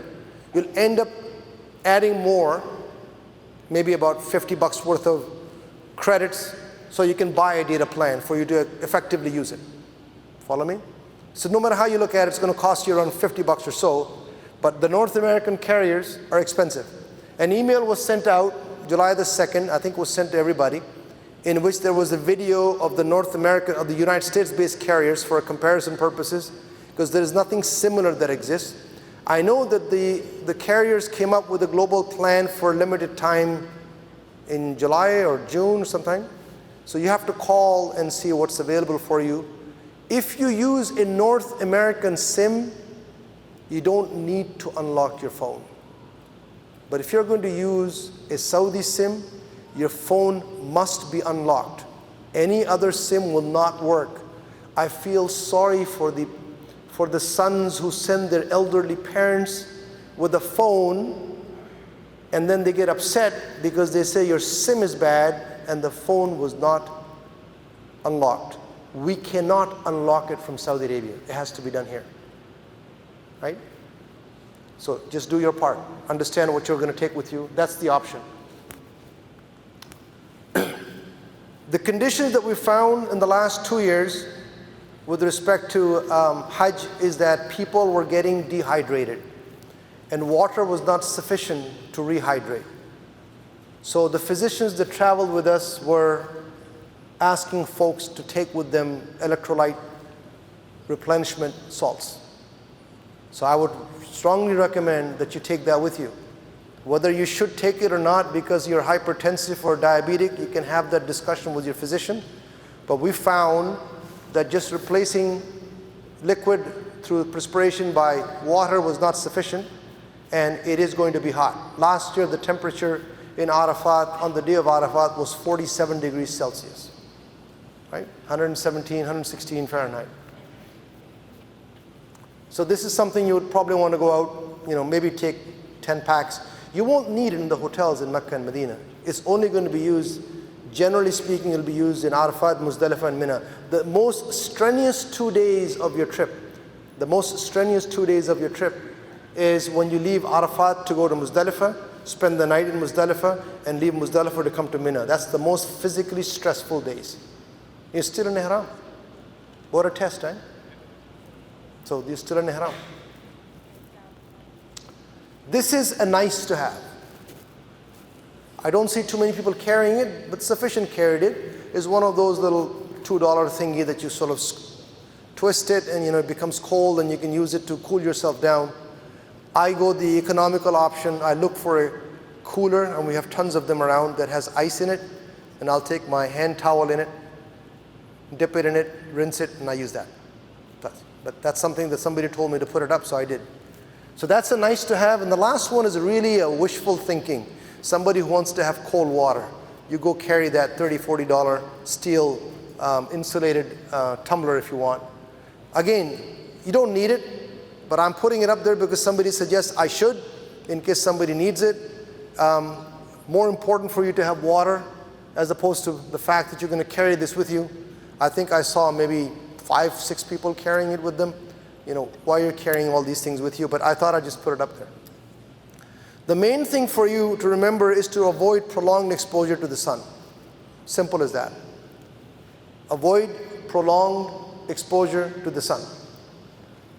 Second, if you are really sensitive to sunlight, it's okay to use a perfume-free sunscreen lotion. Nothing wrong with that in Ihram. I cannot say enough about the next part, which is to pace yourself. People go for quantity and not quality. Each program has 3 or 4 days in Medina if you're starting in Medina. So you just landed in Medina after a long trip. You're ignoring your jet lag. You want to spend the time in the haram for tahajjud, then you want to come back after fajr, you want to have breakfast, you barely sleep. What you're really doing is hurting your immune system. By about the 4th day, you're down, right? You're getting sick. Your nose blowing, you're starting to get fever, scratchy throat, all because there's air conditioning inside, hot outside. With the sheer amount of people, it's dusty, right? So you're taking all that in, you don't giving yourself a break. It's the quality that matters. Remember, you're preparing yourself for the manasik of Hajj. Yes, you're enjoying the stay in the haram when you're in the haram, but the main event is the 8th, the 9th, and the 10th, and the 11th, and the 12th of Dhul Hijjah. That's the main event. Of that, the 9th. So you have to prepare yourself accordingly. I like to take multivitamin supplements. I don't take Centrum. Somebody sent me a letter from them where they confirmed that they use pork-based gelatin. I take Jameson's multivitamin. It's vegetable-based. It's water-soluble. But I do take them 1 a day. It helps my immune system. It gives me energy. And I also recommend you take energy bars. We will provide you with plenty of food. But there are times when you say, you know what? I don't want to eat that food. So just eat energy bars. Muzdalifah will be a good example, right? The whole shawarma stands waiting for you, but you don't want that. You just want to just take an energy bar or two, drink something and go to sleep. So having energy bars in your backpack is helpful. As far as clothes to wear, is that okay if I stop after this for lunch? Are we ready? Yeah? Okay. As far as clothes to wear is concerned, remember it's going to be hot, so you're wearing cotton clothes. And there should be sort of something that breathes. People ask me, so what do you take? I wear a pant and shirt in the plane, get it washed, and I wear the same one back. That's the only pant and shirt that I carry. I will have 6 sets of thobe. That's what I wear. I like wearing that even at home, with all the undergarments associated with that, and that's what I wear. So as soon as I'm out of my pants and shirt, I'll be wearing one of those thobes with the pajamas, and when I'm on about the 3rd one or the 4th one, I'll get it washed, and then I'm okay with that. Okay? So if you want to wear shalwar kameez, that's fine. If you want to wear pants and shirt, make sure they're baggy pants, that it breathes. For the ladies who are normally wearing abaya, abaya itself is enough as a covering, so you don't need to really wear something heavy inside. Something light, cotton will be good. But you can also wear shalwar kameez if you want, or baggy pants as such. But do take one decent dress to celebrate Eid in Mina. At least wear something nice in Mina so you can celebrate that, inshallah, that occasion. Dar es Salam provides 2 meals a day in the hotels. Breakfast, open buffet, 6:30 a.m. till 10, and dinner from Maghrib time till 10:30. That is generally sufficient, but if you feel like you have to eat something, don't purchase it from a street vendor outside. The food in hot weather really spoils easily. I say to you that if you really want a snack, go to a Bin Dawood store. It's like a Walmart with a little grocery section, and buy something you can peel. You can buy bananas, you can buy apples, you can buy orange. That's enough for you to snack on. You can buy yogurt and stuff like that. And I think what I will do is I will stop here. The plan here is to actually have lunch, and then enough time to have some networking. The adhan for Zohar is going to be 1:35, the Iqamah is 1:45. So what we will do, we will have program 2 sit here. Where's program 2 now? Where are you sitting? Okay, so you're more on this side. So program 2, you sit here. Program 3, where are you? Okay, program 3, you sit over there. So program 2, if you don't mind sitting, most of you on the back side. On the back side, 4 can sit here. 3 in the back side, 6 can sit in the front. 3 and 6, 2 and 4.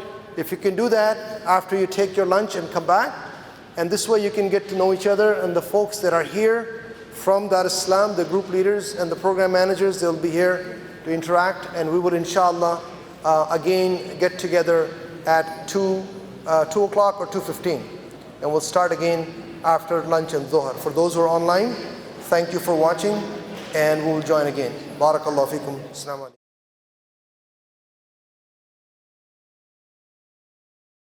Okay, Bismillah ar-Rahman ar-Rahim. We'll continue for where we left off, and hopefully the breakout sessions helped. Hopefully you got at least one person got to know another person, if not more. Just to give you an idea you'll really get to know more of each other, and I'll explain to you how that's going to happen in a moment. So if we continue with this, we'll have a break later on for some dessert that's in the back.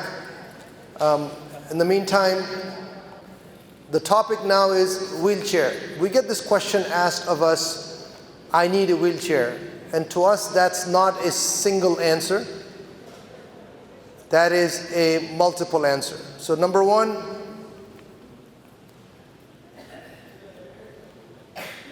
is that I need wheelchair at the airport. In which case you call Dar es Salam, you call Zafar or Sabiha, and we put the request in with the airline that the wheelchair is needed.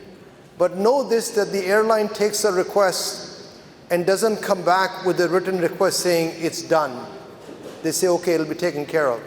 So what I suggest you do, when you get your final package and your e-ticket, you actually call the airline with your ticket number or your PNR number and say to them that a wheelchair request was made, make sure it's on your file.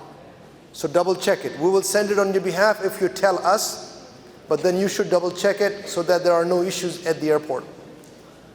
The most popular request for wheelchair is, I need the wheelchair for tawaf and sa'i. Someone who's going there for Umrah and cannot do tawaf on their own needs to be in a wheelchair, or they can do tawaf on their own, but by the time they finish tawaf, they want to do sa'i in a wheelchair. That also is an option that's possible.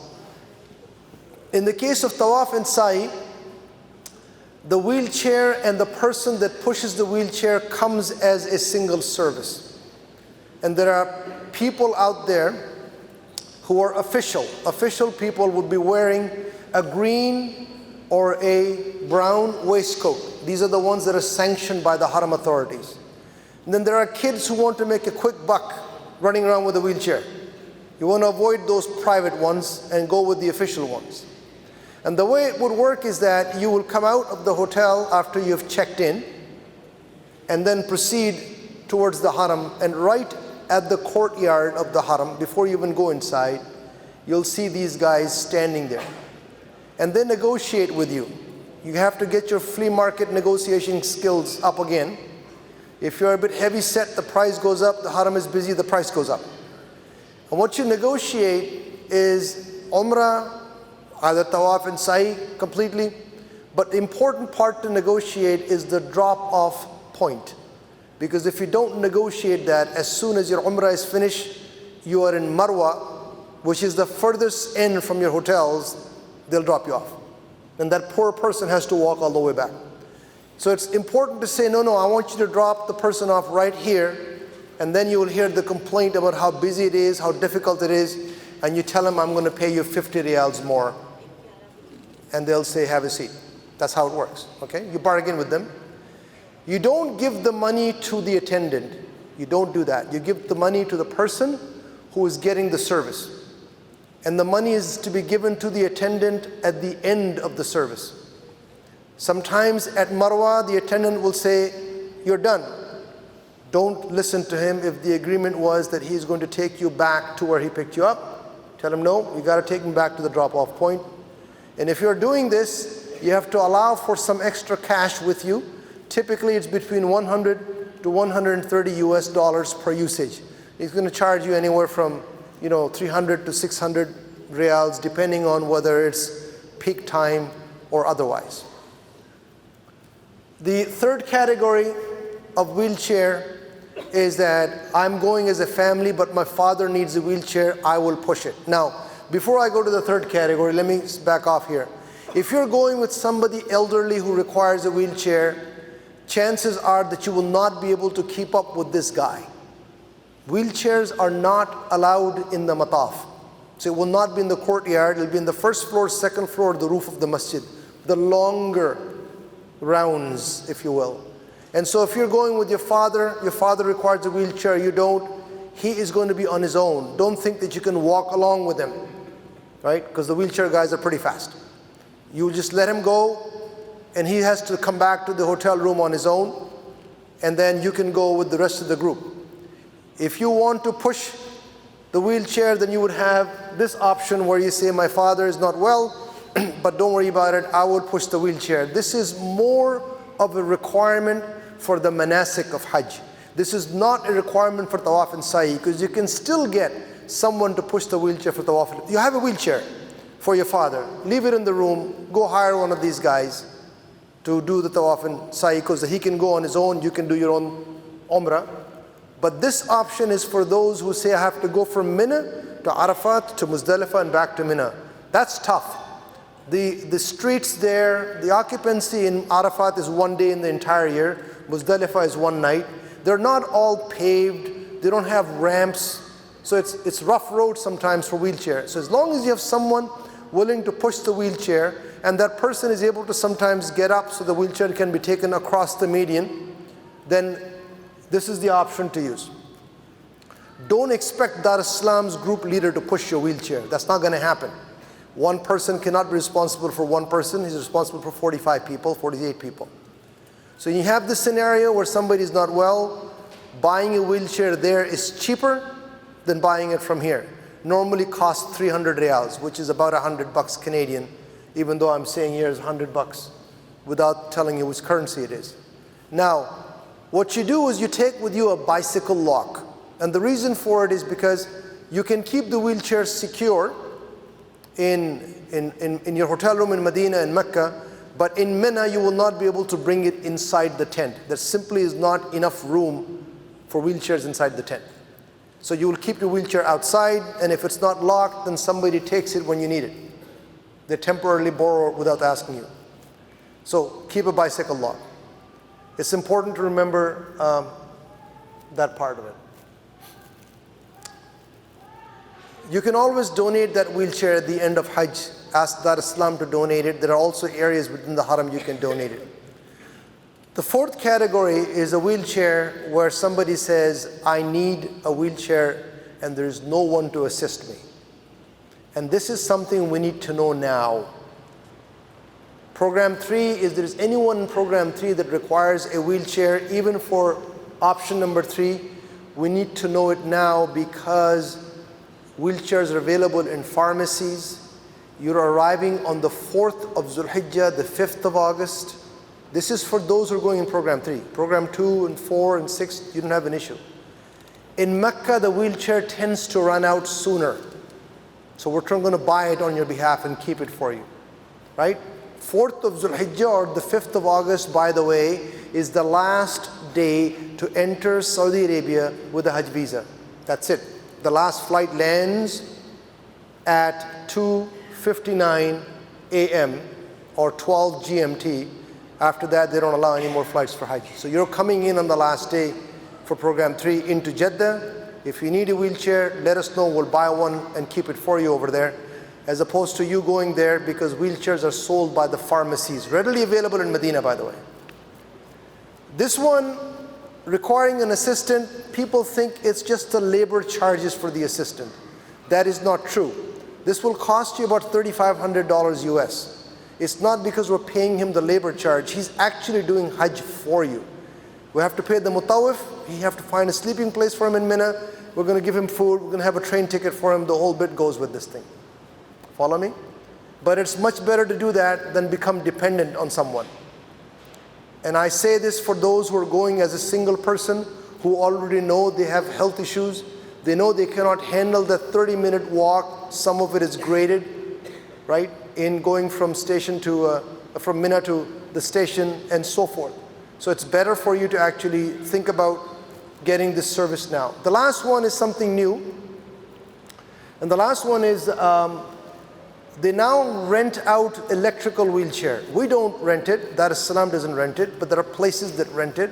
And for those who say, look, I can handle it, I just need an electrical wheelchair, we can help you get one. Simple as that. You are responsible for the liability for damage or loss yourself, but we can help you get one. And that's the 5 categories for us as far as wheelchair is concerned. About electrical power, Canada, US uses 120 volt, Saudi Arabia uses 220 volt. There are 2 things to know about power.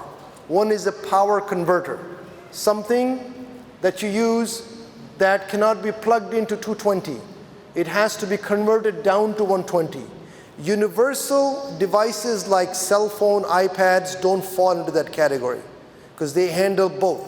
iPads and cell phones can handle both of them. I'm not worried about those. If any other personal devices, some women want to take their own hairdryer with them for whatever reason, that's going to fry in 220 volt. Because over there the hairdryers work on this volt, here it works on this volt. So you will need a power converter. As far as electrical outlets are concerned, I see in the hotels 2 types. 2 round pins that goes into the wall like that, or the UK style 3 pins that goes into the wall like this. What you need to do is buy an adapter where you plug in your North American on the back side and the other side goes into the wall. Now people will say, is it available over there? It is generally available in Bin Dawood stores, but I've had instances where somebody walked in there and they were out of stock. You have 3 or 4 days only in Medina. This is not something you ought to wait to get over there. You ought to buy it here and take it with you. Simple as that. The second part is power bank. Mina is only lived in 5 days in the entire year. Arafat 1, Muzdalifah overnight. Now, do we have electricity in Mina? Yes, we do. But it's not like there is an outlet everywhere.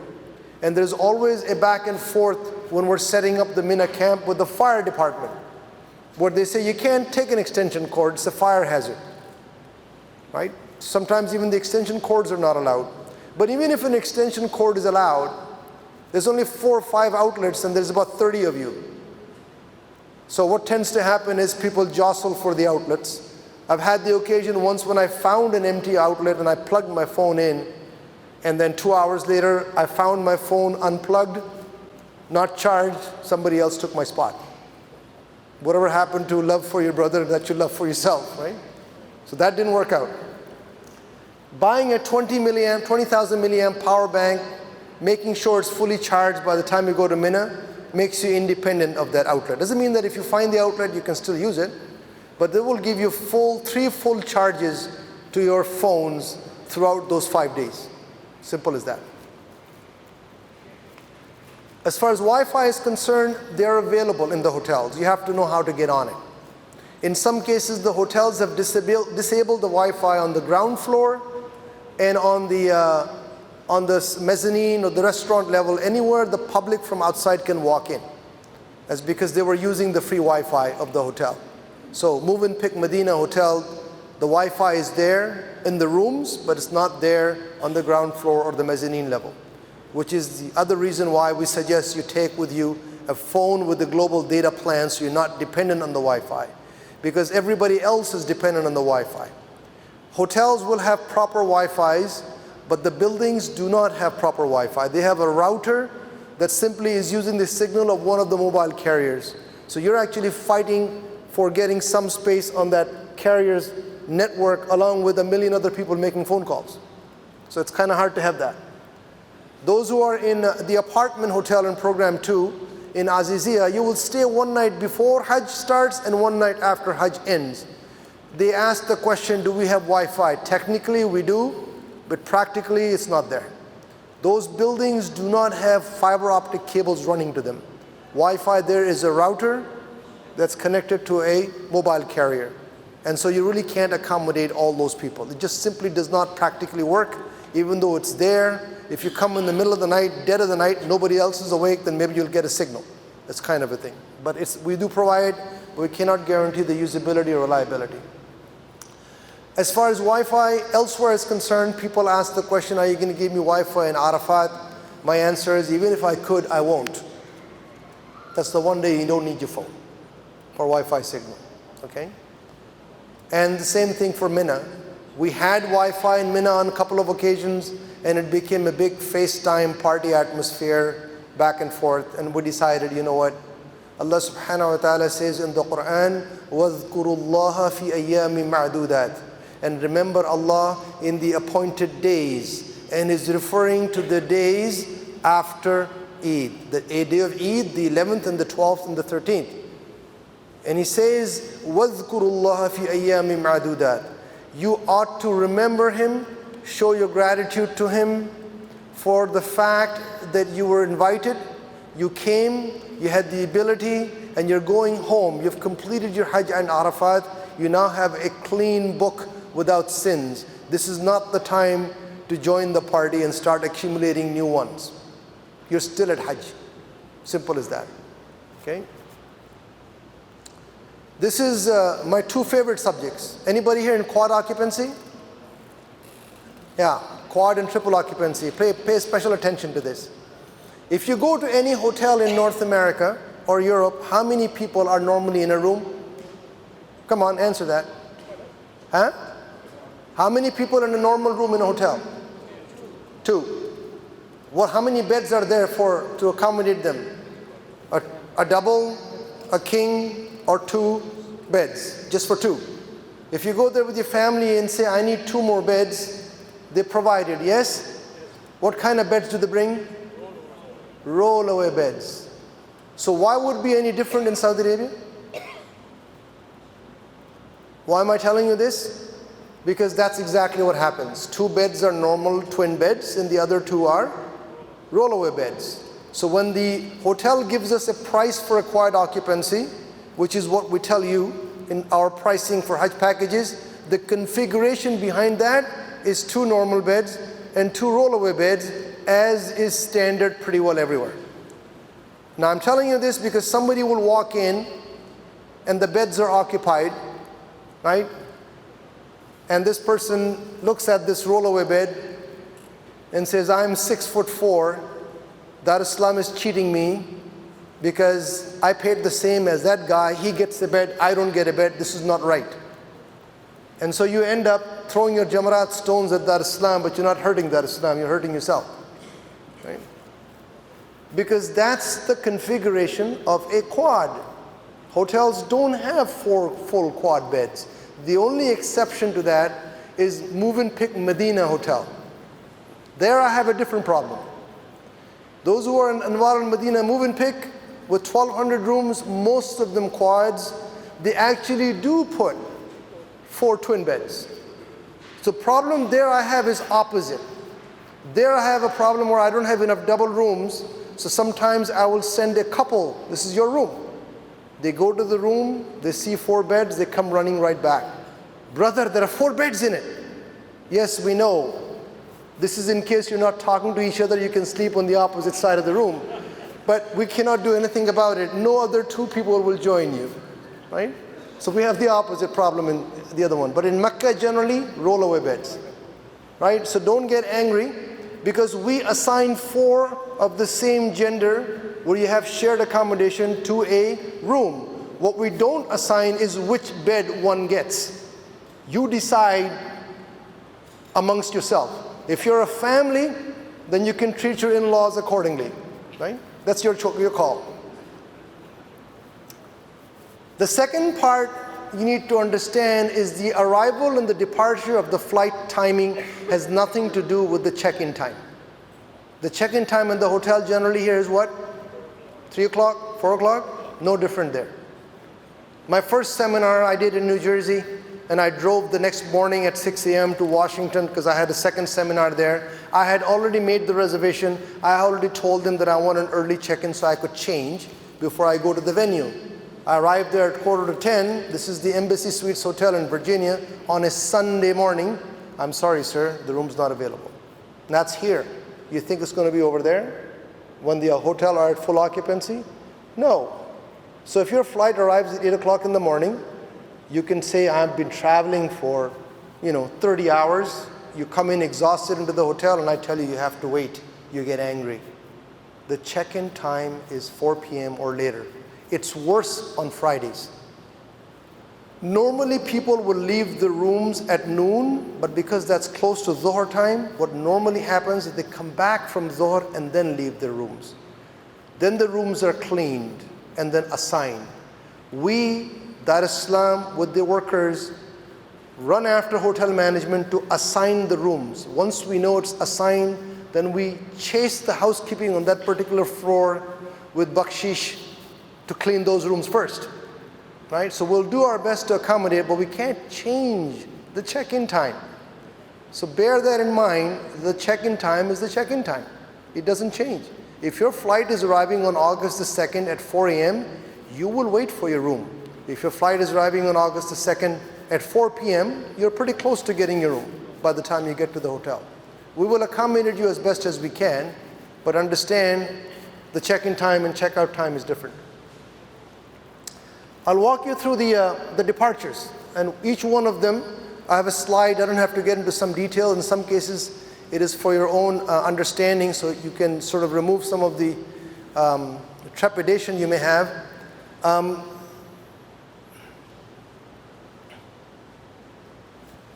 So let's start from departure from Canada all the way down to the end of Hajj.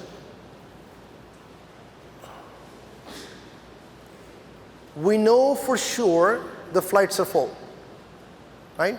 Because the other thing that they do in Saudi Arabia that doesn't help, did you know they don't sell the room per night? They sell the room in blocks. I have to buy a 1 to 4 Zilhijjah at one rate, 4 to 8 is another higher rate, 8 to 14 is even higher rate, and then 14 to 20. What that does is that on August the 2nd, the 1st of Zilhijjah, whoever was occupying that block is leaving, the new ones are coming in, so almost the entire hotel empties. The entire hotel goes through a checkout and a check-in process. It's not just like people are checking in a few every day and a few in checking out every day. It's because they've sold them in blocks, they're forcing the mass checking and checkout. Follow me? And so it's important for you to understand that the flights going in, people are putting packages together. We're not the only one with August the 2nd as the starting point, because that's the beginning of a block. That's when you're supposed to be in Medina. Same thing on August the 5th. That's the second block, which is the 4th of Zulhijjah. So flights are going to be full. When you get to the airport, the Dar es Salam luggage tag that I gave you a sample of, I showed you the red one. That's for program 4. The green one is program 2. Every program has its own color. Make sure you have one of those on your suitcase in addition to your own personal label, and then check them in. I've seen few people here who are actually flying from JFK, for example. Anybody who's not flying from Toronto, anybody who's coming in from Calgary, or taking a domestic flight to an international port of departure, this is for you. When you go to your domestic carrier, let's say if you are flying on Air Canada out of Calgary, and you check your luggage in, and the person says, I'll check it in all the way to Medina, say, no, thank you very much, just do it till Toronto for me.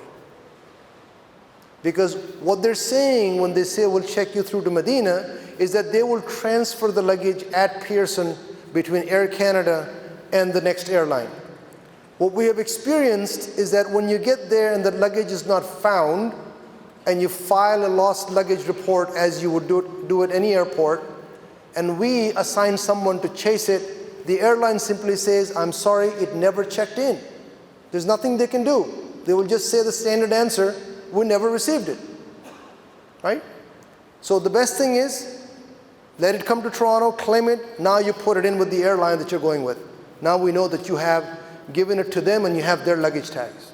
Same thing happens in the USA. Many people are flying from Columbus, Ohio to JFK, and Delta will say, we'll check you all the way through. In situations like these, when it occurred in the past, the person either never found their luggage or found it back at the airport when they returned. Just imagine going through that during Hajj. Follow me? Just to avoid that. Program 3, you are going to be in the state of Ihram before the plane touches down in Jeddah. Most of you are on Emirates. Am I right, Badr Yasir? About 85 of you. You just lucked out. In the sense that we have an overnight stay in Dubai. So you get rested by the time you get there. You make sure that your ihram and accessories are in your carry-on bag, not in your suitcase. Men will change their ihram clothes during transit in Dubai or wherever you're transiting from. And the women should assume, if you're not staying overnight in a hotel, then the garment you're wearing from home is the garment you're going to enter into the state of ihram. If you're spending overnight in a hotel, take a change with you, that's your ihram with you, in your carry-on. And a woman's ihram is not specific, it can be anything she wishes to wear. And then when you're in the hotel, men and women can shower and change, do all the physical prep for ihram from home. All the trimming of nails and cutting of unwanted hair and all that happens at home. You get to do another shower at the transit airport, at the transit hotel. If you're transiting simply through the airport, no hotel stay, then the women, whatever clothes you're wearing, that's the clothes you're going to enter into the ihram. Men will change physically their clothes at the transit airport. You will board the plane with the ihram garment on. You will not change inside the plane. Don't change in the toilet of the plane. It's too small. You're going to soil your ihram garment. Change outside. you'll find the entire flight is full of people in ihram anyway. You're not the only one. And when the plane takes off, after a while, there's an announcement, the miqat is approaching. You don't take a stopwatch and start counting the 30 minutes that he mentioned. Just make the intention. In your seat, just make the intention. Program 3 and you're making the intention for Hajj Tamattu, program 3. You'll do Umrah, separate ihram, and Hajj, separate ihram. Program 4 will do the same thing. So you make the intention in the plane because you have to be in the state of ihram. Garment doesn't make you in ihram. What makes you in ihram is the intention, and in this case, the intention has to be uttered. It has to be said for Umrah and Hajj. Let's say you are in a Medina first program. That's program 2, program 4, program 6. I just want you to see that this is Masjid al-Nabawi. The white that you see are the umbrellas that are opened up during the day to shade the marble courtyard. The building of the masjid is here. Qibla is in this direction. The grave of the Prophet ﷺ is right here. And so this is south towards Kaaba, and this is where all the hotels are. Movenpick Medina, Medina Hilton, and Shaza. These are the 3 hotels we're using this year for all the Hajj programs. They are walking distance to the Haram. The reason I say you won't get lost is very simple. If you're in Movenpick Hotel, you come out of one of the doors and walk barely 20 to 30 steps, and you enter the courtyard, and you enter the courtyard from gate number 15. These metal gates around the masjid have numbers on them. Movenpick is gate number 15. So if you come out anywhere in the masjid, you're looking for gate 15 to get to your hotel. It's very simple. Okay? If you are in Hilton or Shaza, there are 3 gates here, 19, 20, and 21. If I tell you that the money exchanger is between these 2 buildings next to gate 17, it's easier to find because you know where gate 17 is, right? All of this is shopping area. Pharmacies are right here. Money exchanger is right there. There's another money exchanger there. There's another money exchanger there. So don't worry about the money exchangers per se. So that's how close you are as far as proximity is concerned. And you can easily get back. There are religious lectures scheduled in Medina. It's easy to schedule them in Medina. They are much more relaxed. But the authorities in Mecca have been strict since the Arab uprising. As far as lectures are concerned, we call them itinerary review, we call them whatever, but they were not permitting us. But we know in Medina we do it. The schedule this time is the lectures are after Asr prayers. Between Asr and Maghrib is where the lectures are. And so you'll have your imams give you lectures, and if there's any other administrative logistics information to be shared, it can be done here, it can be done through the local WhatsApp group. When you go for ziyarah, take your cell phone with you, take small change. One thing that I would like you to do, because for example, I know program 2 will go for ziyarah inshallah at 6 a.m. on 6th of August. 17 buses will depart from Movenpick Hotel. We'll stop in Ohad, for example. People will get off their buses, walk to the cemetery of the Shuhada. When you come back, 1 or 2 person inevitably can't find their bus. They find another Dar El Salam bus, they get on that bus. They don't tell anybody. While your group leader and your bus waiting for you. So if you're not going to be in your bus, you found another bus because you were lost, have the courtesy to call and say so. So they're not waiting for you. Follow me? This is where you physically meet. Medina first program, you'll meet your group leaders for the first time physically in Medina. Mecca first program, you'll meet your group leaders for the first time physically in Mecca while they're being introduced to you through the webinars. Mecca, these are all the hotels we have for Hajj this year. In the clock tower complex is Al-Marwa and Fairmont and Sus Al-Maqam. Al-Marwa and Fairmont, the entrance, you take the elevator to the ground floor, you walk all the way, and this is the opening. This is the entrance to the clock tower building complex, and you walk down here into King Abdulaziz Gate. Each of these gates, the 2 minarets here being constructed, these 2 exist. The gates have a name and a number. This one is King Abdulaziz Gate, gate number 1. This one is King Fahd Gate. I think it's gate number 76. Simple as that. The reason I'm mentioning it is because if you are in these hotels, Conrad, Hyatt Regency, and whoever is in Dar al-Tawheed is fairly fortunate, because there is no other hotel in Mecca that is closest to the Haram except Dar al-Tawheed. Literally, you walk out of the building into the last saf. Simple as that. If you're in Dar al-Tawheed or these hotels, your entrance is King Fahd Gate. If you think you're going to get disoriented in here, this is Safa, Marwa is over there. There are signs in English, in Arabic, and in Urdu. This direction is King Fahd Gate. This direction is King Abdullah extension.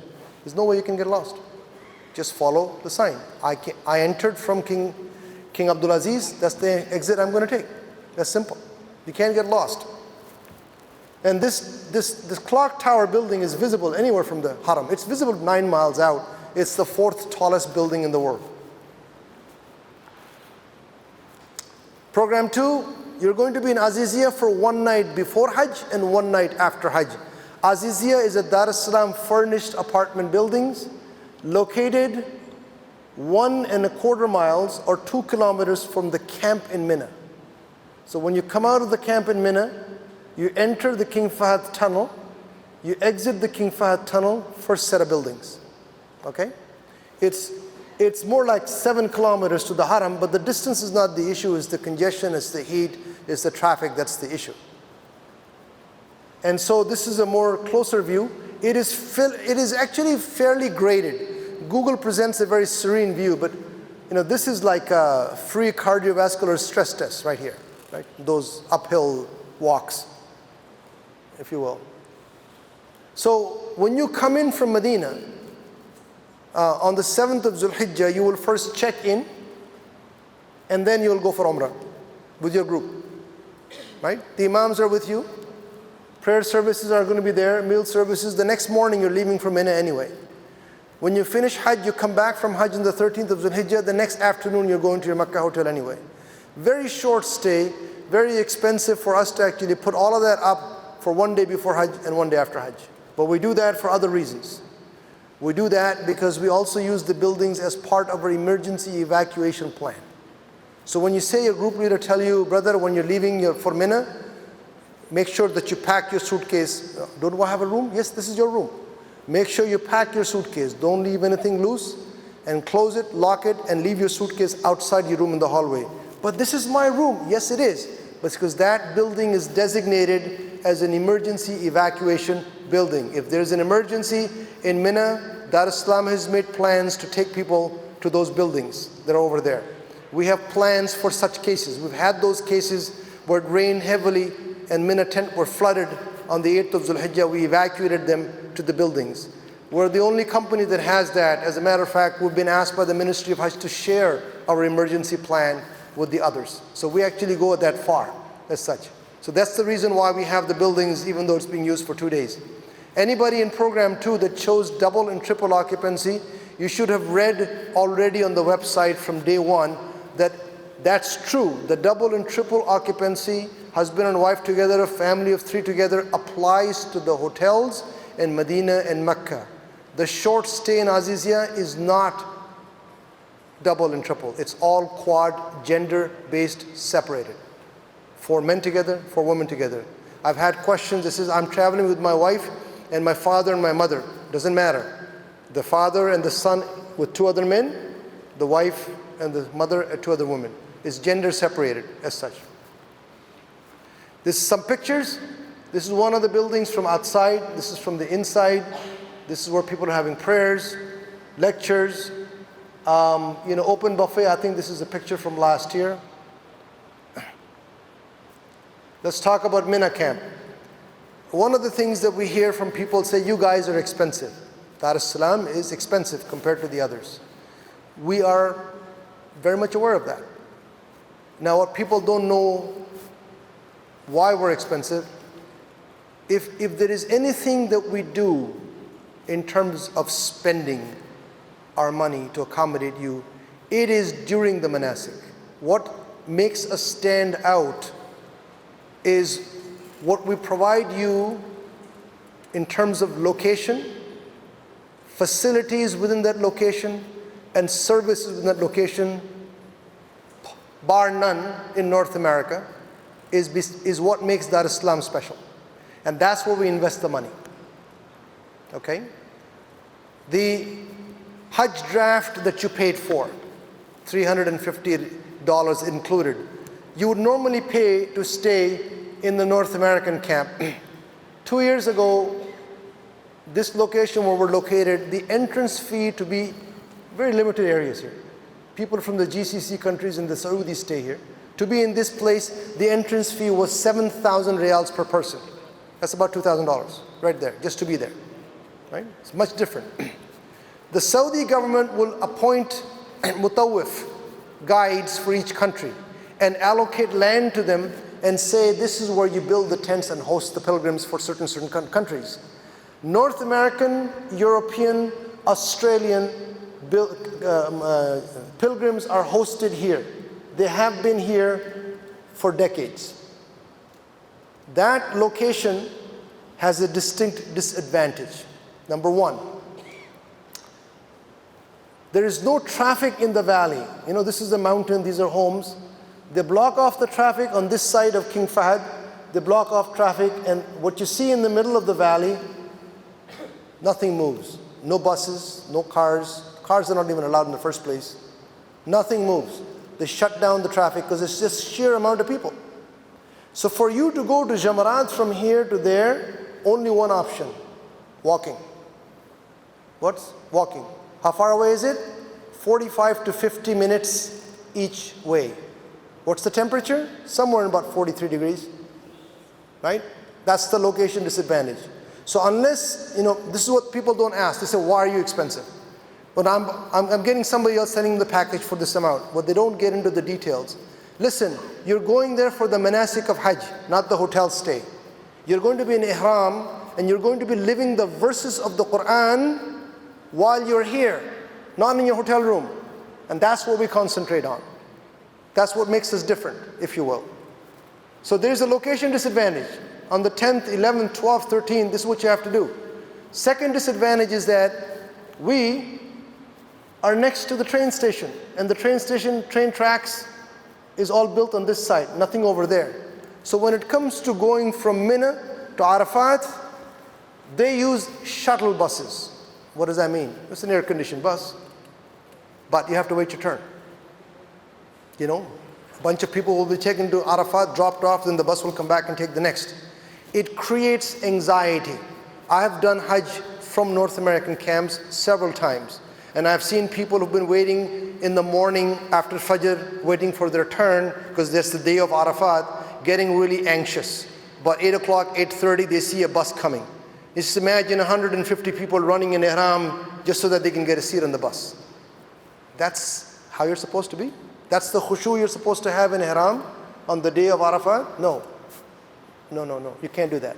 And I know that if they bring you back from Arafat to Muzdalifah, which is, by the way, the longest traffic jam period, about 6 hours for 6 kilometers, and the bus will drop you off in Muzdalifah, chances are the bus leaves, you won't see the bus. You have to walk the next morning, Muzdalifah to Mina. These are the issues in the North American camp. The meals are all boxed meals, non-refrigerated meals. The bathrooms are what the mutawif provides, whether it's standing water or otherwise. Follow me? We in North America, our children are not used to this. It's still harsh condition in the desert. We want to make it somewhat amenable, because this is when you need to have that spiritual moment, the spiritual high. This is why you are in ihram. This is Hajj, not the hotel. Hajj starts on the 8th of Zulhijjah, ends on the 12th or the 13th. And that's where we concentrate. So our camp is located right here. This is the Jamarat. And this is the train station. That's where we are. Now, how do we divide up the camp? 830 people in program 3, 742 people in program 2, etc., etc. We have a CAD drawing of this place because we've been using it since 2003. We know every square inch of it. And so once we know exactly how many we have, one campground. This is Dar El Salam, metal fence all around. This is the main gate where the security guards are. This is the second gate. This is the gate for supplies in the kitchen. The rest of the gates are closed, with security guard closed, because we want to make sure that only people who belong in this camp can come in. We will then divide up the camp. This is an illustration of what we did a few years ago. Program 4 men were on this side, women were on that side. The open space was the buffet for program 4 women.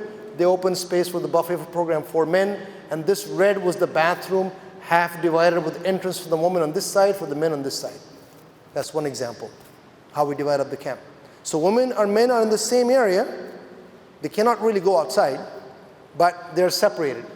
This teal colored area, that's program 6 executive lounge. Anybody from program 6? Your executive lounge is here. Anybody from program 5 here? Program 5, where they have actual beds. The women's beds are in the rooms on this side and the men's are on this side. This is a women's bathroom, and we also have this one here. It's not color red, for the men's bathroom. Then we have open buffet for program 3 here for women and men, and this becomes program 3's area, and the program 2 area, and all the way you can go back. That's how the camp's divided. Okay? One single campsite. Now, the real view. When you see the Google view presents you very peaceful. This picture was taken on the last day of Hajj. These buildings the cylindrical buildings are actually nothing. They have nothing but escalators and elevators to the different levels of the Jamarat. And this is King Fahd Road. You enter King Fahd Tunnel. There's a little sign up there that says boundary of Mina. As soon as you enter the tunnel, I'm done. I'm outside of Mina.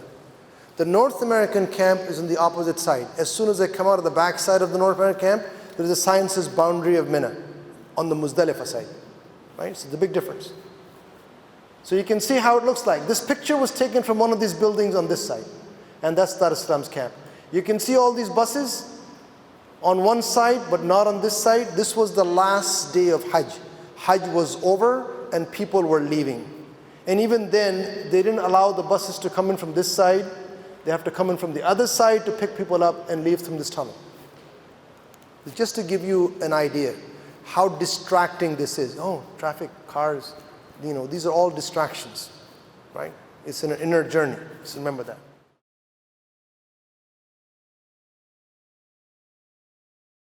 Okay, so the bathrooms have North American style toilets, as you all saw that. We go as far, something unique that we do, that's unique to us, in that we actually have attendants in the bathroom.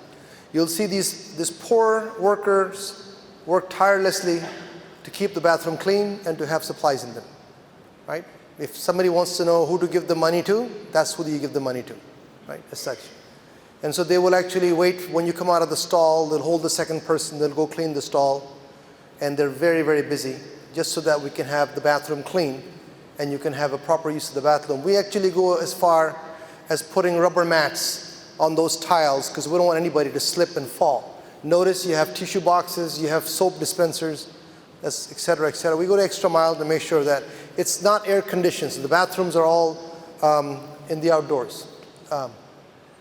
As far as the meals are concerned, we actually use contracts with catering companies. But part of the contract is that the hot meals are cooked in the kitchen in the camp. We can't take a chance it's just cooked in Mecca in their kitchen and then it's trucked in, because if that truck is stopped or stuck in traffic, it doesn't take long for the meal to be spoiled in that hot weather. So we do that. We have variety, clean, hygienic meals for variety for everyone. This is what happens when somebody, if you come to me and you say, brother, I need at least a vegetarian entree, we can actually go and make that request and make sure there is a vegetarian entree. And then we get into the, I need this type of a meal, that type of a meal. We will try to accommodate, but it's not guaranteed. Somebody says, I'm sensitive to this. Can you tell me this ingredient is not in it? I can't tell you that. It's not that accurate per se, but we'll try and get connected with the chef to see how best to accommodate you as such.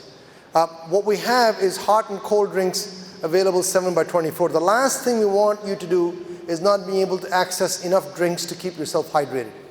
Now you need to control yourself as to how much sugar you're taking in with all the pop and the juices, but at least it's made available to you. This is an example of the open buffet that is set up. This is a fight every year. Sometimes the fire department says you can put on it, sometimes they said you cannot put on it. So this is an open buffet. This is program 2, women's lunch 2 years ago. Right? That's the example of the buffet. Now, how do we feed so many people? We actually have group leaders that actually tell you, group number 12, please come outside and have your meal. So that you're not standing outside. Then we go through turns, one by one, right? So please help keep the tents clean.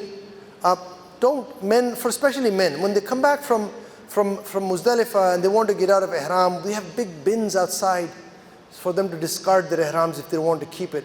But I can't help except for those who will just simply dump it in the toilet, just soggy wet.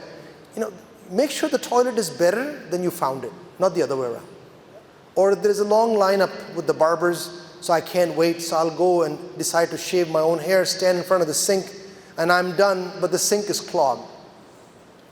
I can't imagine what mindset would do that, but people actually do that. Be sensitive of others. Just be sensitive of others. Do not wash clothes. Don't stick sanitary napkins in the toilet. There's baskets inside each bathroom for you to dispose of them. Get plenty of rest. This is one of those things that you almost have to think of the itinerary of what's to come to decide how to prepare for it, right? The night in Muzdalifah is going to be a rough night, correct? Yeah. Arafat's day is also a rough day. It's not an easy day. So I have to be rested for that. And if you walk backwards, you will realize that the day I'm supposed to leave for Mina, the night before that, that's not the time to spend the entire night in the haram. No. Don't go for the quantity. Get rested. Get well rested that night, because you will need it on the 8th and the 9th. Because as soon as you walk into the camp in Mina, it's like, okay, I was in a room with just one other person. Now I got 20 here. It's not easy to get used to that. There is noise pollution. There is light, right? There is AC running. There is sometimes the traffic sound. It's not easy to fall asleep. So you're disturbed. It takes a while. And then I will tell you, by the way, we're leaving for Arafat at 3 o'clock in the morning. Now, last year we left for Arafat after Fajr. But this is not something we control. This is something given to us as our allotted time to ride the train. So if I told you it was 3 o'clock in the morning, you'll be up that night. And then you'll be up the night for Muzdalifah. Then third night after you come back from Eid, I'll tell you, by the way, we're going for Tawaf al-Ifada. You almost have to build the future, look at the future plan to decide how well to rest. By the way, stay away from idle talk. There's a lot of chatter. People seem reserved when they're in ihram. And when they come out of ihram, I know it's Eid, I know we're supposed to celebrate Eid. Some people just kind of go party time. Quite the opposite. Enjoy yourself, it's good, but show gratitude to Allah subhanahu wa ta'ala. One of the ways to avoid idle talk, I say to people, is take on a task that you will finish the Quran through this journey. So start with the beginning of Quran when you leave home, and every time that you have idle situations, instead of engaging in, so tell me how your business is back in New Jersey, let's just get into something more meaningful, because you're still in the days of Hajj. We'll use the train. There are 2 types of trains. This is Al-Mashair train. It's been running for 8 years.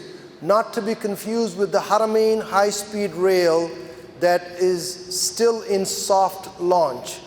Haramain high-speed rail was launched this year. Well, actually, it's early last year. And they are simply running between Jeddah, Medina, and Mecca, and it's a soft launch. It's not all days of the week. We are going to be in Mina station number 3. And we'll share with you how many stations there are. So there we are. Camp Jamarat. That's station 3. And then we have 2 more stations. 2 and 1. And then we're in Muzdalifah. Muzdalifah 3, 2 and 1. Then we're in Arafat 3, 2 and 1. So each of these locations have 3 stations. The reason why we have to ride the train is because when you fill the train here, it doesn't stop here to pick up more. It doesn't stop here to pick up more. It goes from here to here, straight. This train is full.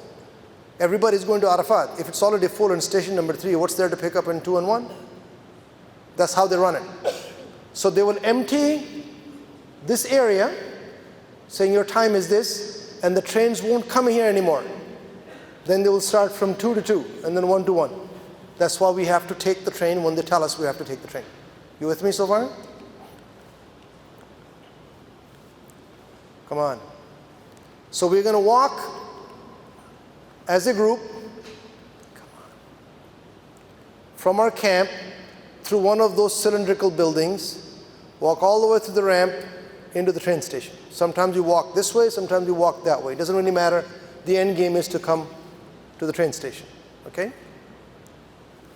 You will be asked to go with your group leader, will tell you when. So stay in your tents. Don't come out and block the walkway. This is where the families, the male and female, have to know how to get together.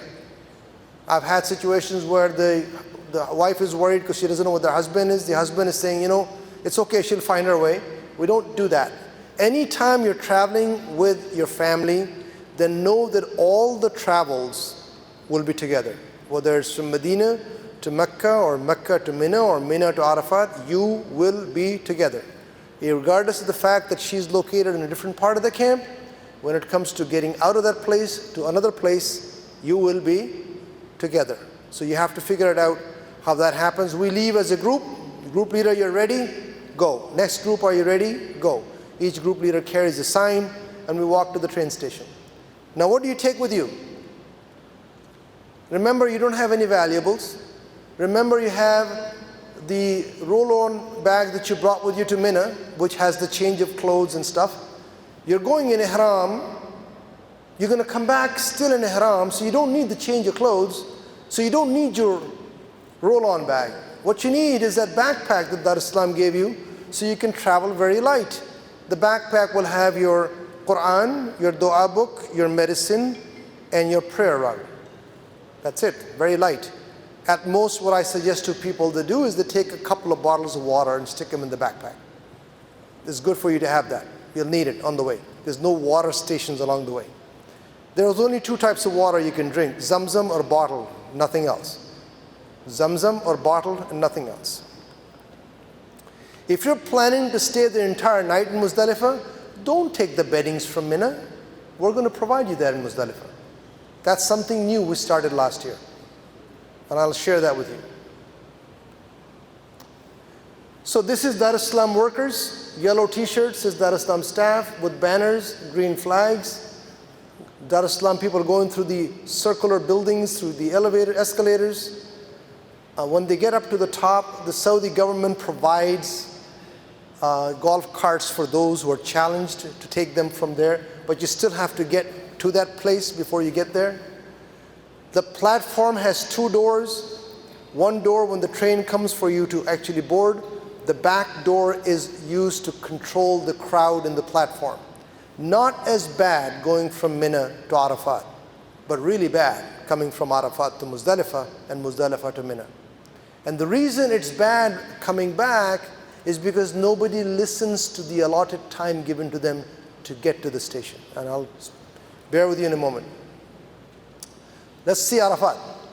We just received the line yesterday from the post office. I really would like to have a month to do the construction for Arafat, but this year, so today is the 26th of Qadr, Arafat is on the 9th, so we only have about 15 days to set up Arafat for our judge. So we have workers here, so there's 15 days left until Arafat, they're here 24 hours a day. And you have about 100 workers in Arafat that work 24/7 to make sure that this gets ready in 15 days. And the instruction is first they set up the tents, then they build the tents, we add the ACs, the flooring gets covered. Once the tents are built, there's going to be carpet, your furniture, sofa beds, there's going to be a buffet inside, and the tents are divided between male and female. There's a sound system inside that they can use, the sheet can use to broadcast the lectures, and that's basically it. You just use the rest of the time for that. So you heard that, right? By the way, that was Ibtisam Firmus. She is the one who runs the HOC. She's amazing. She's based in New York. You heard that. 15 days to build the camp. It's not in our hands as to when they actually give us the land to start working on it, right? And then we have this entire team ready to construct. So imagine that, right? You're going to stay there for 1 day and have to build all of that up in 15 days. And the next day it starts to get, as a matter of fact, right after Maghrib, they start to take it down. It doesn't even wait. Right?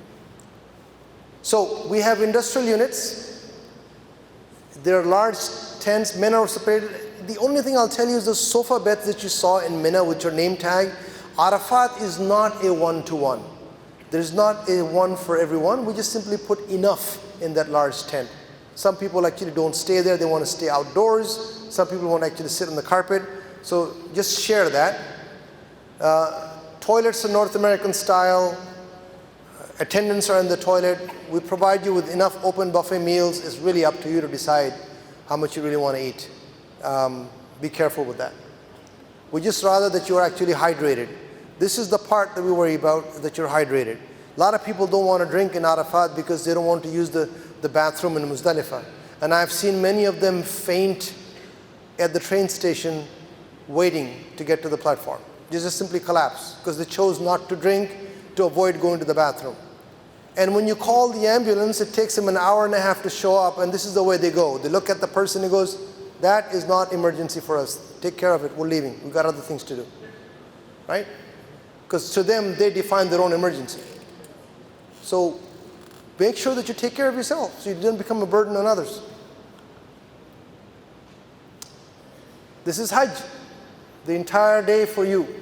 When you get there in the morning, you get all excited, you get all emotional, rest. You want to sleep because you're tired? Go sleep.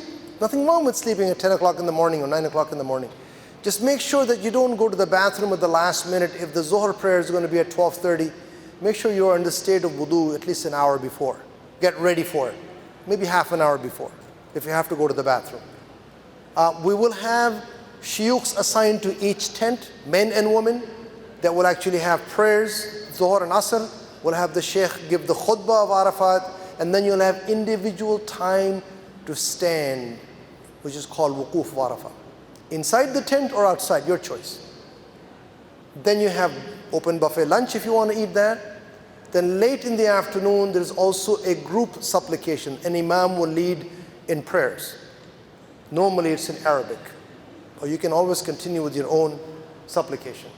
There is no need to go outside. I like to go see the Jabal. Why do you want to go see the Jabal? When the entire place is a place of standing.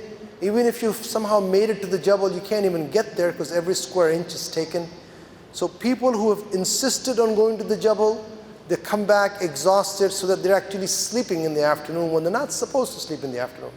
You're supposed to have the presence of mind and heart for that duration in the afternoon. Some pictures. Program 6, 2 years ago. Program 4, open buffet breakfast. These are some folks that arrive in the morning. They're sort of, sitting in those coolers, having their morning tea, some serious chilling going on here. This is an example of those making dua on their own individually inside the tent, and this is people outdoors, right? Now, this is where it becomes tough. The camps in Arafat, they're told when to leave. They're given a time. No one departs Arafat before Maghrib. The trains don't even run, period. So you're not going to leave before Maghrib.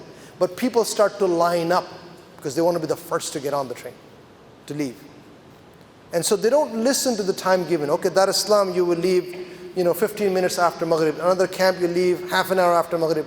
Nobody listens because the shuyukhs tell you leave Arafat at Maghrib time, right? So everybody goes to the train station at Maghrib time. What happens to the train station? Big, huge lineup. You inch your way to the platform. You could be standing and moving slowly until you get to the platform for an hour and a half. Open sky, 42 degrees, it's in the evening time. Remain hydrated. What I tell people is, 11 o'clock, 12 o'clock, don't worry about the coolness, the warmness of it. Take 2 or 3 of those water bottles that Dar El Salam provides. 4 of them, just stick them in your backpack. You'll need them in the evening. You will definitely need them in the evening, okay? Make sure you have enough of them. This is where the notion of a group leader kind of becomes a bit different. See, if I'm your group leader and I got to the platform with you and I've got people standing in multiple doors because the train is going to come in, inevitably not everybody got on the train. So either the group leader is with you or is outside standing in the platform. What happens then? There is generally departure of Dar es Salaam together. Just follow anybody with Dar es Salaam flag and sign, because the destination of all of Dar es Salaam and Muzdalifah is in one place. And when you get to the platform in Muzdalifah, there are Dar es Salaam workers, staff, not doing Hajj. They are told to stand at some distance and points, yelling out, waving flag, come this way, come this way, come this way. And that's how you get to the camp. Because the group leader might disperse. He might be on the train with you, he might have been left behind. So this is something that you need to know as opposed to finding out later. And so we also give you the map when you get back to Mina, how to get to the station, because this is where this toughness comes in, the stress comes in, the physical stress. Unlike land allotted in Mina and Arafat by the government to host the pilgrims, Muzdalifah doesn't have that set up. It's a free-for-all. When you used to take the bus, when I used to take the bus, anywhere the bus found a space, we would get off, pull the mat from the bus, and spread it out and claim that to be our place. Right? So if you have a group with 17 buses, they're not going to be together. Right? They're not going to have any semblance of a jama'ah prayers together. They won't have any meals together. Look, if I was giving this seminar in the 90s, before 1998, and I was standing in foundation when it was that time, I would tell people, take with you a roll of toilet paper for Muzdalifah. Why? Because they didn't have bathrooms. Now they have bathrooms. 1998 is when they started constructing bathrooms in Muzdalifah. Right? So it's supposed to be something you stay overnight. So that's what it looks. But Dar es Salaam for the last 2 years have been able to carve their own space. Because we have their own dedicated space, we can lay the carpets on them. We actually arrange the meals. It's near the station. Mats and pillows are provided.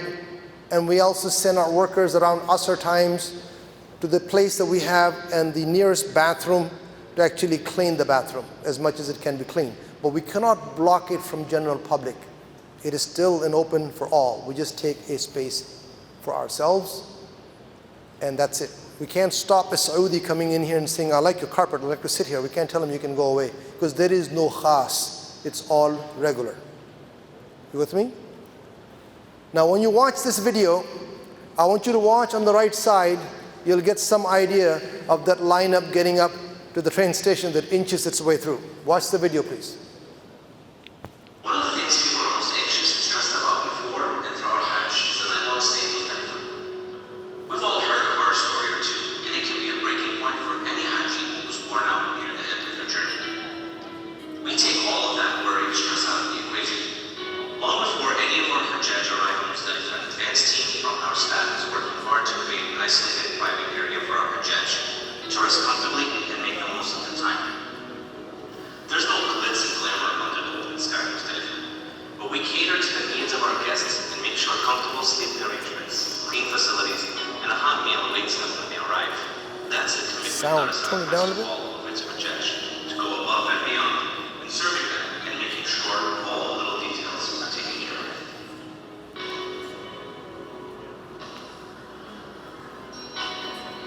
So this was our arrangement last year.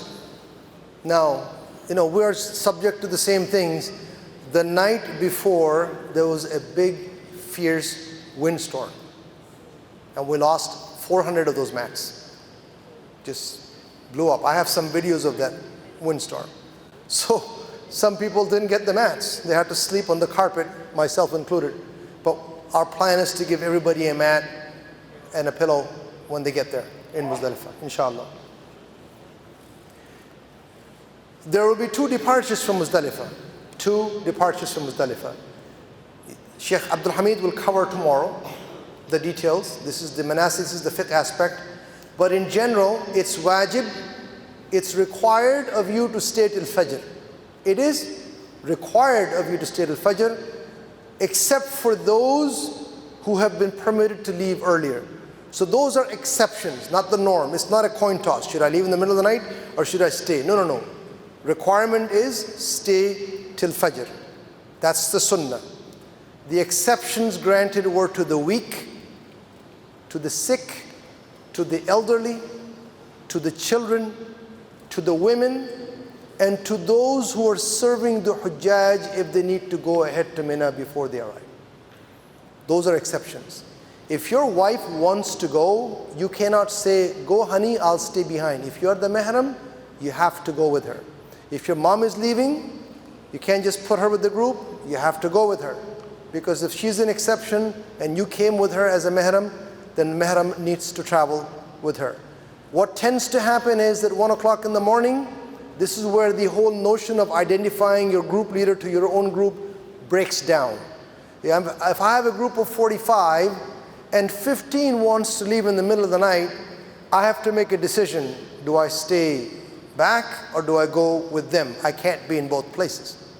So this is where generally enough of Dar es Salaam group leaders and staff leave in the middle of the night, and generally enough stay back till Fajr. It may not be your group leader. You with me so far? It may not be a group leader. But the decision you make is final. Typically what happens, somebody who is not well or a woman who thinks she can handle staying till Fajr will say, no brother, I'm okay, I'll wait till Fajr. And then everybody, the groups at 1 o'clock left. An hour later, she comes back and she goes, I can't handle this, I need to go now. And the answer to her is, no you can't. You're staying till Fajr. Because only one departure in the middle of the night and one after Fajr. So you need to make that decision, whether you qualify or not. You will have enough chance to ask your sheikh when you are going to meet with them in either Makkah or Medina before deciding. When you arrive at the train station, you will walk through this ramp and they will not allow you to go this way. They'll force you to go through the Jamarat. This is the map of Mina station to Mina camp that is part of your package. It has graphical photos showing you this. It has in writing instructions telling you how to use this direction. You have 7 stones that you picked up from Muzdalifah. You will throw the 7 stones. You won't go straight, you won't go left. You will bear right and take the Mina North escalators all the way down. And you're going to come down to this juncture where this road goes under King Fahad Gate, but there's a narrow street as if you're going to purchase something from Al-Baik Chicken or House of Donors. You take that narrow street which grades up until it meets King Fahad Road and you go across, and that's all in your map. Right? This is how you get back to the camp. Why am I telling you this? Same thing could happen because you have left Muzdalifah without the group leader. You arrived at the train station, now you have to get to the camp. You know, you're going to follow the general Dar es Salaam sign, but you need to know how to get to the camp. It's not difficult. Right? There is more than one Al-Baik, the one we're referring to. So if you're going from the small shaitan to the middle to the large, our campus is to the right side. No matter what level of Jamarat you're on, walk to the railing on the right side, you can practically see it. The question is, how do you get to it? You take Mina North elevators all the way down. If you don't take that, if you take the street under King Fahad Road, you can come from the back side, not a problem. Which is the picture here. So you'd have come from this side, small shaitan, middle, large, bear right, take this one Mina North or this one Mina North. When you come down, you will see the street going under King Fahad coming out here. Or you can see a narrow street coming this way, it grades slowly. This is Al-Baik, House of Donors. As it comes up to this level, you can easily cross into our camp.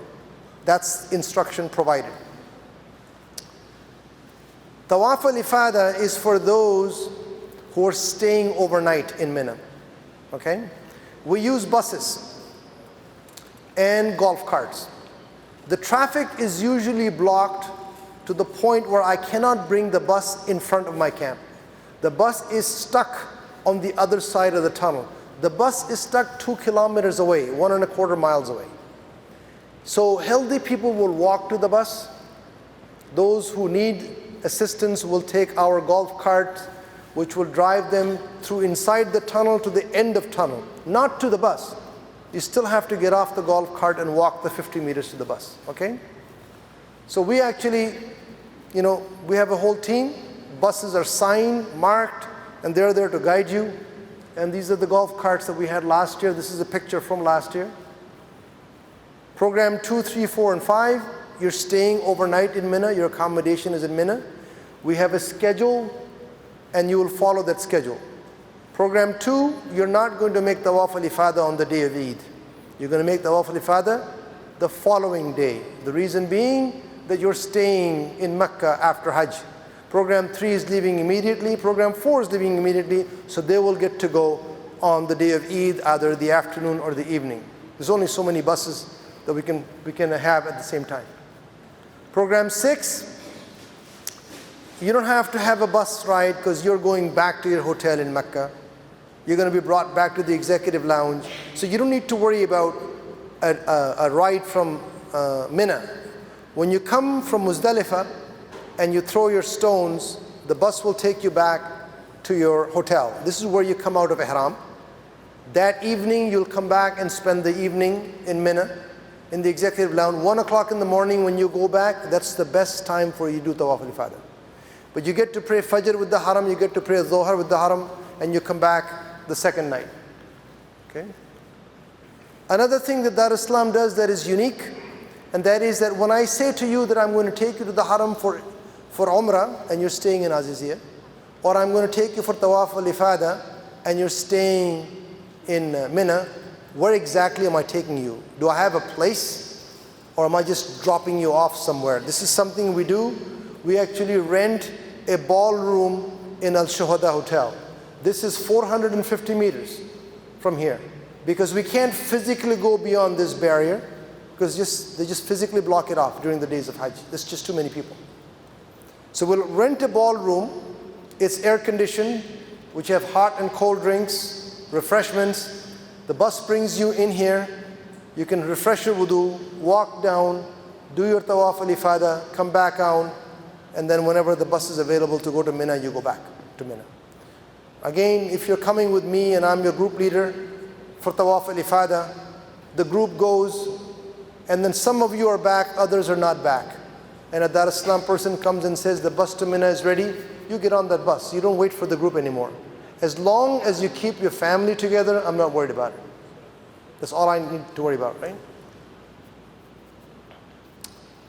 This is also used for program 3 and 4 and 5 when your Hajj is finished and you're leaving. You don't have a hotel in Mecca. We bring you here to leave your Mina belongings, go back and do the farewell tawaf, come back and to this hotel, pick up your valuables, and then go on to your next destination. Okay? This is our drop-off and pick-up point for those who have to come to Mecca to the Haram but don't have a place. It doesn't apply to program 6. Jamarat can be crowded. Just make sure that you speak to your group leader so you can go together as a group. Generally, we go after Asr time. Right? Just don't go individually. Going to the Jamarat is coming out of here, taking this building to whatever level is open, small shaitan, throw the 7 stones, make dua, middle shaitan, throw the 7 stones, make dua, large shaitan, throw the 7 stone, make a right turn, Mina north, and back down, a total of 1 hour to get it done. That's all it takes, all 3 of them. Program 2, as I mentioned, you are going to leave Aziziyah. وَمَنْ تَأْخَّرَ فَلَا إِثْمَ عَلَيْهِ. You're going to leave on the 13th of Zulhijjah, back to Aziziyah, and you're going to go to your hotel on the 14th of Zulhijjah late in the afternoon, and you're going to spend 5 nights there, and then make your Tawaf al-Wida before you depart Mecca, which will advise you at that time. But if you gave us valuables you need to that you deposited before the manasik, that valuable needs to be picked up in Aziziyah. In Aziziyah. Program 3, you're ending your Hajj. Ta'ajjal on the 12th of Zulhijjah. Go to Shuhada Hotel, leave your belongings, go make farewell tawaf, pick up your valuables in Shuhada Hotel, and then head for Jeddah. If there is no flight available at that time, then you were staying in Jeddah until the first flight in the morning. That's governed by a general authority on civil aviation.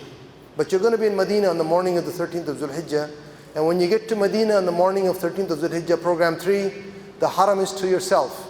That's the time to go to the Rawdah. There's nobody there. Half the people are still doing Hajj. Program 4 and 5, you're staying till the 13th of Zulhijjah. You're coming to Shuhada Hotel, leaving your Mina belongings, making the farewell tawaf, coming back, picking up your valuables, getting on the bus to your hotel in Jeddah. That's where you'll find the suitcase we picked up from you earlier from your hotel in Mecca before the manasik.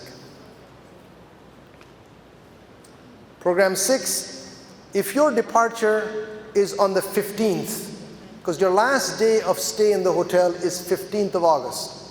If your departure is on the 15th, then you can make tawaf al-ifadah based on that, wada, based on that, and then you'll go straight from your hotel to the airport.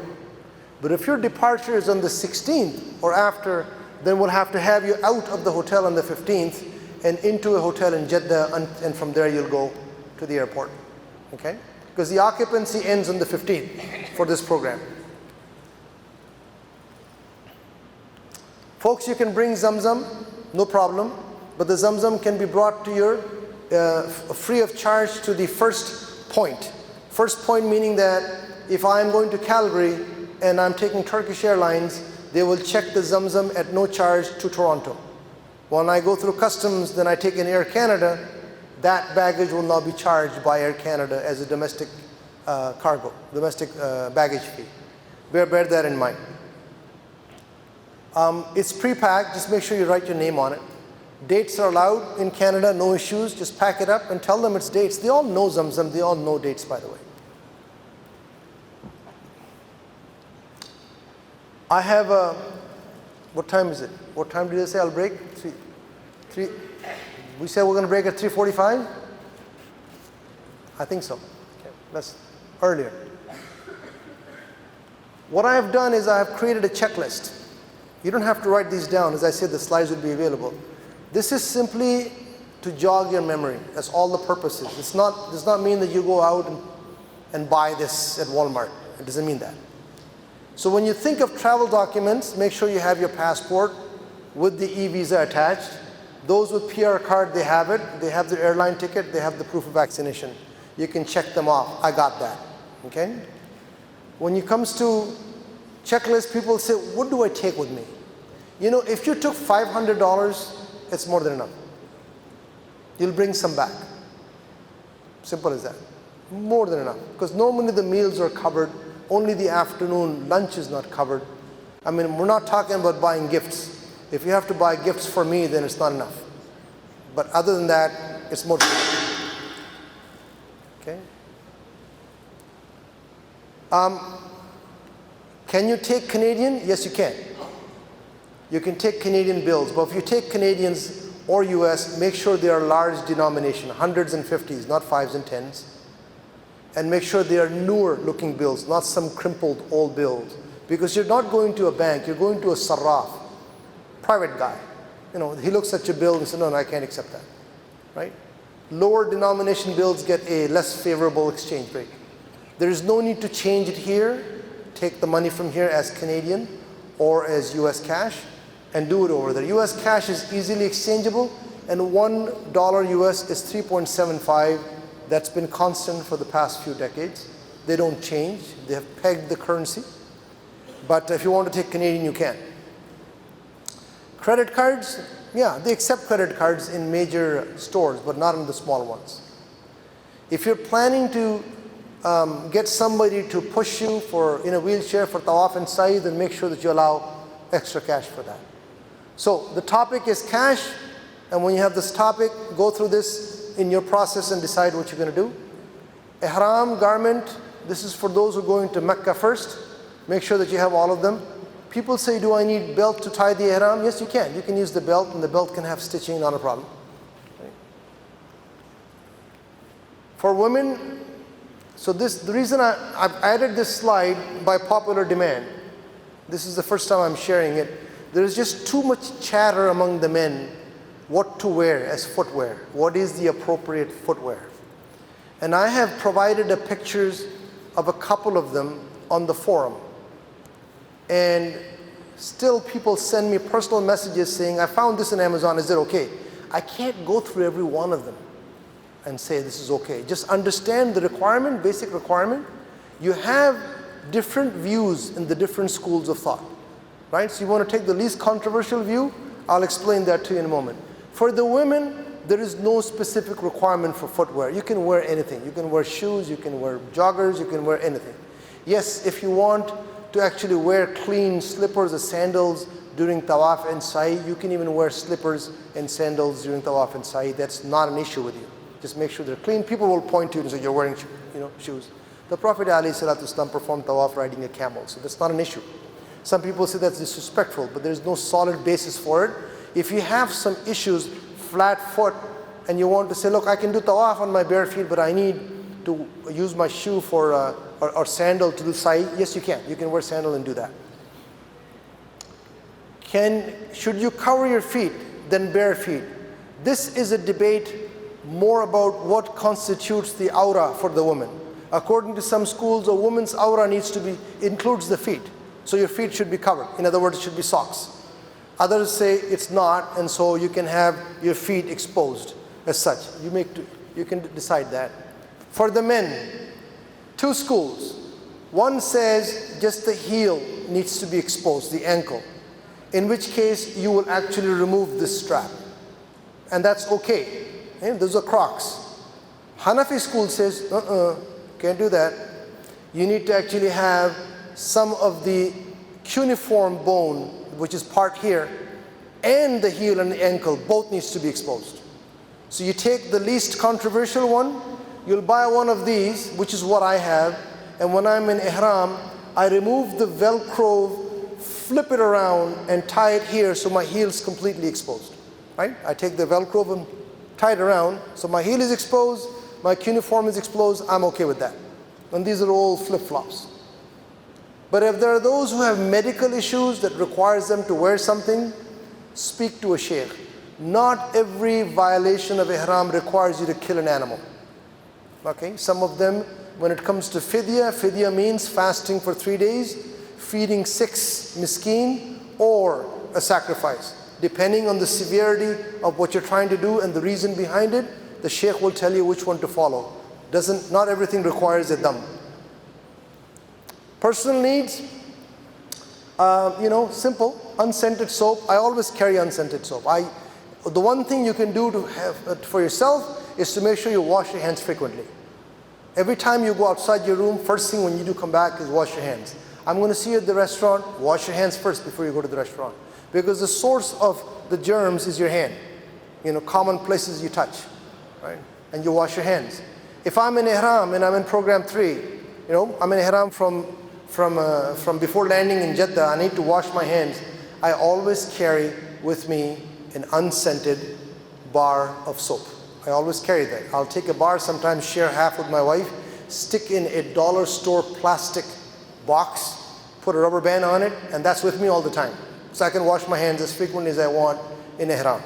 Okay? I don't think you need a hand towel. A bath towel would be nice. You should carry with you in Mina, basically, just for Mina. I find that the tissues in small packets come in handy. Just buy a couple of packs, you will need them. I already mentioned about the light cotton clothing, and you can always check the weather network. It's a waste of time, you just say hot. Camping, your carry-on bag must be based on the airline regulation. We'll provide you the backpack. Can you wear sunglasses? Sure you can. You can wear sunglasses, but make sure you have something with a strap, the back string on it, because in case it falls. So this is simply a checklist for you to decide what to take. When it comes to health and medical, most over-the-counter tablets are available over there. It may not be Tylenol, it might be Panadol. It might not be diarrhea medication. But listen, if you want to save time and not go to the pharmacy over there, just get the headache medicine, the Imodium, just get the rehydration salts from here and stick them in your suitcase. Follow me? But one thing that started new last year, this one here. Before I could go to a pharmacy in Jeddah or Medina or Mecca and say, can I have Zithromax? Can I have amoxicillin? And they would give it to me. But starting last year, they say they require a prescription from a Saudi doctor. How do I get that? I have to go to a clinic. When I get to a clinic, he charges me 300 riyals. And then I get a prescription from a Saudi doctor. So what I did last year, and I think you should do again, speak to your physician and say, can I have a prescription for antibiotics? A broad spectrum antibiotic. Doesn't mean you're going to take it. Just get the prescription, get the med filled, take it with you. We will have a physician for every group. In Mina, we will have actually tents called the medical tents. And there the physicians takes turn. If you need a physician or physician's advice, you will get that. Only then you can start taking the antibiotics. But looking for antibiotics there has become difficult. That's why you carry that with you. Make sure that you take sufficient medication that you take normally. Any prescription medication you take for hypertension, for diabetes, take enough quantities that last your entire trip. Seek advice from a medical doctor. Anyone who wears prescription glasses and cannot see without glasses, cannot operate without glasses, make sure you take an extra pair and have that string attached to it in case it falls so it doesn't go to the ground and break. And the last thing I'll tell you about this is that we have 2 emergency room docs that go with us all the time. Dr. Zigal and Dr. Amir, and this is new we're doing this year. We've asked them to actually have a webinar to tell us how to prepare for this journey. And that's going to be on July the 14th, 2:30 to 3:30. I have received their PowerPoint presentation they've put together. I haven't gone through it yet. And you have to register on this, daressalam.com/Hajj webinars, and it will send you the link to actually join the webinar so you can listen to them. And whatever slides they present, inshallah, I'll make that available on the forum later on. That's for the medical advice. The last part I'll go through, and then we'll break for dessert and Q&A. Travel lightly. Very simple. I can't say enough of that. A lot of people take half the pharmacy. They don't need it. You don't need all of that, right, as such. If you're going to go, make sure you take a copy of your passport. Yes, a digital copy is good, but also make a hard copy. Leave a copy here, leave another copy, take another copy with you, keep it separate from the original. Always carry your identification card. Again, in cases where you're in Muzdalifah and Arafat, there's no need for you to go, I'm just going to go there. You know how many people we've lost in Muzdalifah? And poor me, as a group leader, we get in trouble, right? So you got some guy just goes to the bathroom over there. That's the bathroom right there. And he goes there, and when he comes out of the bathroom, he looks at, okay, I think I came from that direction. No, I think I came from that direction. It's very symmetrical. All the lampposts look the same. And you lose them, right? So just go as a twosome. Don't carry cash and valuables anywhere. No need to carry them. I've had women that say, brother, don't worry about it. I have a smaller purse inside my bigger purse. And I have stories to tell you that the lady lost money from the smaller purse inside the bigger purse in Masjid al-Nabawi. Right? Unfortunately, there are crooks out there. So just don't take cash. If I go there and I actually cash $500 and I get so many riyals for it, not all of them is in my pocket. I'll still put them in the safety deposit box and I'll just carry what I need. So if you're sharing a room as a quad or a triple, just agree to the 4-digit combination and share the safe. Simple as that. Don't have to take it with you.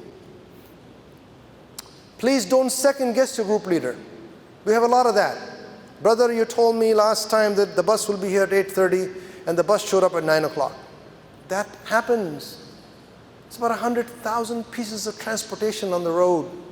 The road gets clogged, it gets blocked, all kinds of things happen. You get people coming pretty irate, coming back from Tawaf al-Ifada on the 10th of Zulhijjah, and they're saying the bus driver is crazy, he got lost, took us all over Mina. He was not crazy, he was lost. He couldn't enter Mina from one direction, so he tried to go from another direction, then he tried to go from the third direction. In the end, he said, no guys, you have to walk. Right? So just Just don't come to the negative conclusion of as such. Just be there on time. Luggage transfer, that's another one. You know, we told you to put it out by 6 p.m. All right, 6 p.m. came and gone. The person shows up on the other side. My luggage didn't show up. Why doesn't it show up? I don't know. My luggage, I need it. My meds are in it. It turns out that person never put it outside the room at 6 o'clock. It's still sitting there. So do your piece and we'll do our piece. Do your piece and we'll do our piece. Don't drink tap water. This is important. I've mentioned it several times. No need to have this. These days, you know, if you see a big gathering, you think something is going on, just go the opposite direction. There's no need to go and find out what's going on over there. Just avoid any gathering and political handout. And if you sense trouble, stay away from it. And remember that Hajj is obligatory on everyone. The guy coming from Somalia or from Nigeria or from Ethiopia or from Russia or from China or from Uzbekistan, you'll see all of them over there. They're all there for the same purpose, right? We're in it together. You've never seen the demonstration of brotherhood and sisterhood anywhere else on this world except when you go for Hajj. And if you want to see the unity, the best example I can give you is to observe one of the silent prayers in the Haram. The capacity of the Haram is to hold 1 million people. This is without the extension. With the extension, it's now 2 million people. Just imagine standing there just prior to Salatul Asr. In the courtyard of the Haram, there's a level of noise because of the sheer amount of people present. And as soon as the Iqamah is called, what do? You line up. Do you make sure that you're lining up next to the person you know, or you simply line up? The person next to you can be from a different part of the world, speaking different language, different culture, and you might not even be able to communicate, but you line up. You're presenting yourself as an example of brotherhood and sisterhood in the worship of Allah subhanahu wa ta'ala. And then the salah begins. The Imam says, Allahu Akbar. Muazzin calls it Allahu Akbar. Some throat clearing and all that. Within a few seconds, it is not difficult to close your eyes and imagine that you're there by yourself because you don't hear anything else. Where else can you silence 1 million people? Where else? You can actually hear the birds chirping, the ones that fly in the courtyard of the Haram. You can hear them. You can't hear anybody else. That's a powerful demonstration of brotherhood and sisterhood when we bow together, when we go into sujood together, because we all have the same purpose. We're all seeking the same thing. So don't forget that. Don't forget the verses of the Quran regarding Hajj and behavior. I would like you to read this. I would like you to understand that while it's important to concentrate on the rituals, there is a reason why everyone is gathered. Allah subhanahu wa ta'ala says, whoever alleviates the need of a needy person, Allah will alleviate his needs. Whoever shields, Allah will shield. The opportunity to find someone needing something is far greater over there. And you are fortunate if He chooses you as the person through whom that need is fulfilled. There are many who don't even recognize that there's someone who needs it. They just walk past it. They don't even see it. Those are the unfortunate ones. You will have the opportunity over there when you see your brothers and sisters to be able to do this. I've had somebody tell me once, long time ago, he says, brother, you know, they're professional beggars. They come and ask you for money. You don't have to give them that. Really? I had a guy that stood there between the adhan and the iqamah in the haram and cried that he lost his money. He cried. So I reached out and I gave him some money. My friend who was with me said, you shouldn't have done that. Why? Because, you know, these guys are professional. I said, you think I'm going to judge that? Between the adhan and the iqamah in the haram, I have no proof that he's a professional. I see that as an opportunity and leave the rest between him and Allah subhanahu wa ta'ala. Why should I turn down that opportunity? Can I afford to give him 100 riyals? Yes. Don't ask any other question. Fi sabilillah, may Allah accept it and be pleased. Don't second guess it, because that's shaitan's play. Those opportunities abound in the haram. Abound in the haram. And this is why I'm showing you this element, which is something you'll encounter. One time I stood at the edge of the courtyard next to a KFC outlet. The person didn't come and ask me for money. He said, can you buy me this? And I watched after I purchased one as to how he took it right in the courtyard, sat on the floor with him and his family and ate it. Then the second one came and asked. Then the third one came and asked, until I ran out of money. I put my head down in sujood that I was given the opportunity to do that. You can think any way you want, but think positive is what I will tell you. Every good deed is charity, and it is a good deed if you meet your brother with a cheerful look, and it is a good deed if you extend a helping hand to him. The least you can do is turn around after the salah and say Assalamu alaikum and mean it to the person to your right and mean it to the person to your left. I've had people go for Hajj from North America and say, brother, I don't know if I should shake his hand because then I have to use some sanitizer. Astaghfirullah. Where are we? What are we doing here? Holier than thou attitude has to go. The person who's been demanding in this life suffers the most over there. Person who is very demanding, wants a particular way, has to be this way, they suffer the most. I've been doing it for more than 25 years. I'm telling you this. If they suffer the most, they will turn around and blame someone when in fact it is a mercy of Allah subhanahu wa ta'ala for him to become humble. But does he get it? Does he come across it? Put your trust not in words but in deeds. This is a long hadith. The most beloved of people to Allah are those who benefit people the most, and the most beloved of actions to Allah is putting happiness in the heart of a Muslim. It doesn't take much when you find somebody poor to help him out, to put happiness in his heart. It doesn't take much. And this is the Prophet ﷺ saying, and to help a believing brother with his need is more beloved to me, said Rasulullah, than to perform i'tikaf in his masjid al-Nabawi for an entire month. We go after the rituals as if that's going to save us. When the Prophet ﷺ said this hadith in which he said, no one will enter Jannah on account of his own deeds without the mercy of Allah subhanahu wa ta'ala. Without the mercy of Allah subhanahu wa ta'ala. On account of his own deeds without the mercy of Allah subhanahu wa ta'ala. And the companions asked him, does that include you, Ya Rasulullah? And his answer was, that includes me. You're going there to seek the mercy of Allah subhanahu wa ta'ala. Not the rites and rituals, you've done it, so this one off the bucket list. But you're not doing it alone.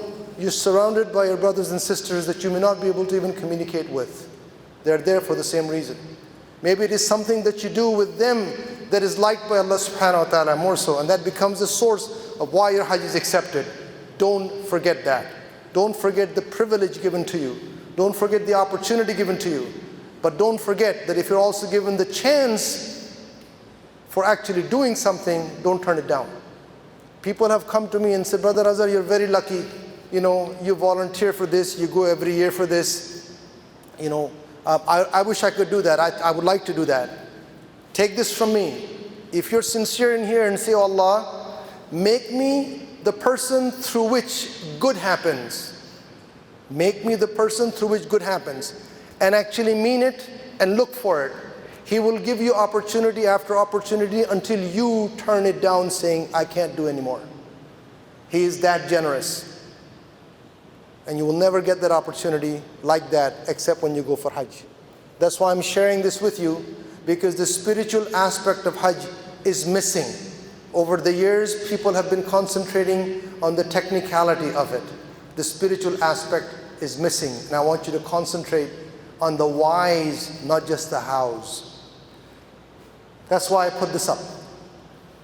Okay? You go to the Jamarat and you throw the stones to the Jamarat. Why do you do that? Why do you throw the stones at the Jamarat? The most answer I get is because it is part, or it's a rukun, or it's required, or it's part of Hajj. Great. But I'm going to be a kid, you know. The children that always say, but why? Why is it part of it? Why do I have to do this? What exactly am I celebrating here by doing that? And then you'll get the answer, because you're hitting shaitan. That's not true. Shaitan is not there. It's symbolic. Symbolic for what reason? Do you know the story behind it? And when you hear the story behind it, then you realize how significant that is. That was a test of faith to the extreme. No one has been tested like this. And that was the test of Ibrahim alayhi salam, when he had a vision that he has to sacrifice his son, one and only one son. Think about it. What he went through in that test was so beloved to Allah subhanahu wa ta'ala that he made it an act of worship for us. He was 96 years old, and his vision, his son is down and he's raised his sword. That was his vision. He realized that this vision means that I have to do this, because the prophets don't get false dreams. So he comes to Mecca, he goes to Hajra and says, get Ismail ready for me. Ismail alayhi salam was 13. And she says, where are you going to take him? And he said, to see a friend. Because Allah subhanahu wa ta'ala called him what? Khalilullah, friend of Allah. He didn't say, I'm going to kill him. He said, I'm going to see a friend. So he takes him outside, and this is a verse in the Quran where he says to Ismail, O my son, I have seen in a vision that I am to slaughter you. What do you say? Now, why did he ask that question? Why did he ask that question? Have anybody thought about it? We read this in the Quran. Because he wanted to know whether his son will cooperate or whether he has to force it. But he never, for an instant, had any second thought about not carrying it out. He just wanted to know whether he has to force it or will his son cooperate. What did the son say? A 13-year-old. What did he say? O my son, O my father, do as you're commanded, for you will inshallah find me among the patient. Subhanallah, a 13-year-old. The tradition says that he went on to say, make sure that you give my shirt to my mother. It'll be a source of comfort for her. And wrap me in your shirt. And oh Father, put me face down, that perhaps you will not slaughter me if you see my face. Subhanallah. So shaitan comes in, trying to influence Ismail. Don't let your father do this. And Ibrahim alayhi salam, though torn for the love of his son and faith in Allah, picks up the stone and says, you can't tempt me from Allah. Allahu Akbar. You cannot tempt me. So shaitan goes to see Hajra, say, I can get her to intervene, and says, where is Ismail? She said, he went with his father. Where to? To see a friend. Oh, you mean Allah? What do you mean by Allah? Because he's going to slay him, he's going to kill him. What kind of a father would kill his own son? That's Allah's command, shaitan said to Hajra. Allah's command. And she said, if it is truly a command from Allah, then may 1,000 Ismails be slayed that way. You want to observe faith of a mother? May 1,000 Ismails be slayed that way. Firmness and faith in Allah subhanahu wa ta'ala to overcome any temptation. So then he goes and tries to tempt them again. This is you obeying Allah to the extent where you're saying no temptation can take me away from it. Allahu Akbar. Allah is the greatest. That act of faith in such a severe test became an act of worship for us. You can sit in Toronto, and then next time you're tempted, just imagine you're saying, Allah is greater, I can overcome this temptation. And that's what you're doing. You're overcoming the temptation of shaitan to try and stop you from going there. So understanding the reason behind it is important. A lot of people think that Hajra went between Safa and Marwa because she was desperate. Was she? No, she was not. When Ibrahim alayhi salam was leaving them, what did she say? Are you leaving us? He didn't respond 2 times. The 3rd time he said yes, just moved his head. And what did she say to him? Then go. If this is a command for Allah, go. Allah will not forsake us. So was she desperate going between Safa and Marwa? Absolutely not. She was just simply looking for a passing caravan, if she could find someone passing by. So this is your faith, that your relationship with Allah subhanahu wa ta'ala, that you need to build, and you get to build when you go to Hajj. And your relationship with the rest of the Muslim Ummah. You do Salah 5 times a day. You do Siyam every year. You do Jummah every week. You pay Zakat every year. There's only one thing that Allah subhanahu wa ta'ala asks you to do once in your lifetime, and that is Hajj. Why wouldn't you prepare for it?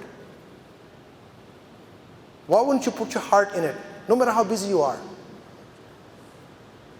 And that's the journey you're undertaking. That's the opportunity given to you. Don't underestimate it.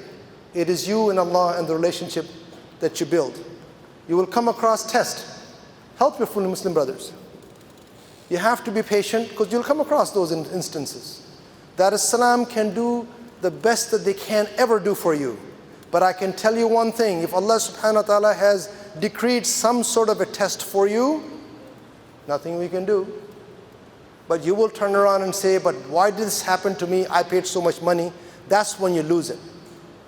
That's when you don't get it. That's what you don't understand. Okay? Sorry, did I say patient? Sorry, it has to be very patient. I just wanted to correct myself. Sorry, I mean extremely patient. That's what I meant by it. There are some verses of the Quran that seems out of place. Let me explain this. Out of place. Meaning, when you read the meaning, one verse leads to the next, it makes sure, it flows, then all of a sudden you come to the verse, he goes, I don't know why it's there. The subject changes, it's completely different. And I heard this from a sheikh in the 80s. He said, when you read it, it doesn't make sense, it looks like it's out of place, but we know that nothing in the Quran is out of place. He said, the reason why it seems out of place is that the only way you understand what it means is when you experience it. What? Not reading, experiencing it. So let me explain this to you. Allah subhanahu wa ta'ala says, Ya ayyuha alladhina amanu ista'inu bis-sabri was-salah. Right? O you who believe, seek help. We say this, Iyaka na'budu wa iyaka nasta'in. We only worship you, we only seek help from you. Here he is making a command saying, O you who believe, seek help with what? Bis-sabr was-salah. With patience and salah. Then he gives you an ironclad guarantee, a phenomenal statement, a definitive article in the Arabic language. He says, without a doubt, Inna Allaha ma'as sabirin. Without a doubt, Allah is with those who are patient. Right? Then he goes on to say, وَلَنَبْلُوَنَّكُمْ بِشَيْءٍ مِّنَ الْخَوْفِ. And you will certainly be tested with khawf, fear, wal-ju', hunger, وَنَقْسٍ مِّنَ الْأَمْوَالِ, and loss of wealth, wal-anfus, loss of health, getting sick, was-thamarat, and the loss of the fruits of your deeds, something you earned the halal way is taken away from you. You will be tested with any of those things or all of those things. Then Allah subhanahu wa ta'ala turned to the Prophet ﷺ and said, وَبَشِّرِ الصَّابِرِينَ. But O Muhammad, give good news to those who are among the patient ones. And then he defines it by saying, الَّذِينَ إِذَا أَصَابَتْهُمْ مُصِيبَةٌ. It is they who, when they come across these tests, realize it is from Allah. And by the way, we all have to return to Him. And so they say, قَالُوا إِنَّا لِلَّهِ وَإِنَّا إِلَيْهِ رَاجِعُونَ. Those who realize this and say this are the ones that Allah sends down upon them something that you can't even purchase. Allah says, أُولَٰئِكَ عَلَيْهِمْ صَلَوَاتٌ مِّن رَبِّهِمْ وَرَحْمَةٌ. It is such person upon whom I send my blessings and my mercy. وَأُولَٰئِكَ هُمُ الْمُهْتَدُونَ. They are the ones who are rightly guided. Now so far the verses are flowing, the meaning is flowing, but the next verse doesn't flow. It is out of place. Can anybody tell me what the next verse is?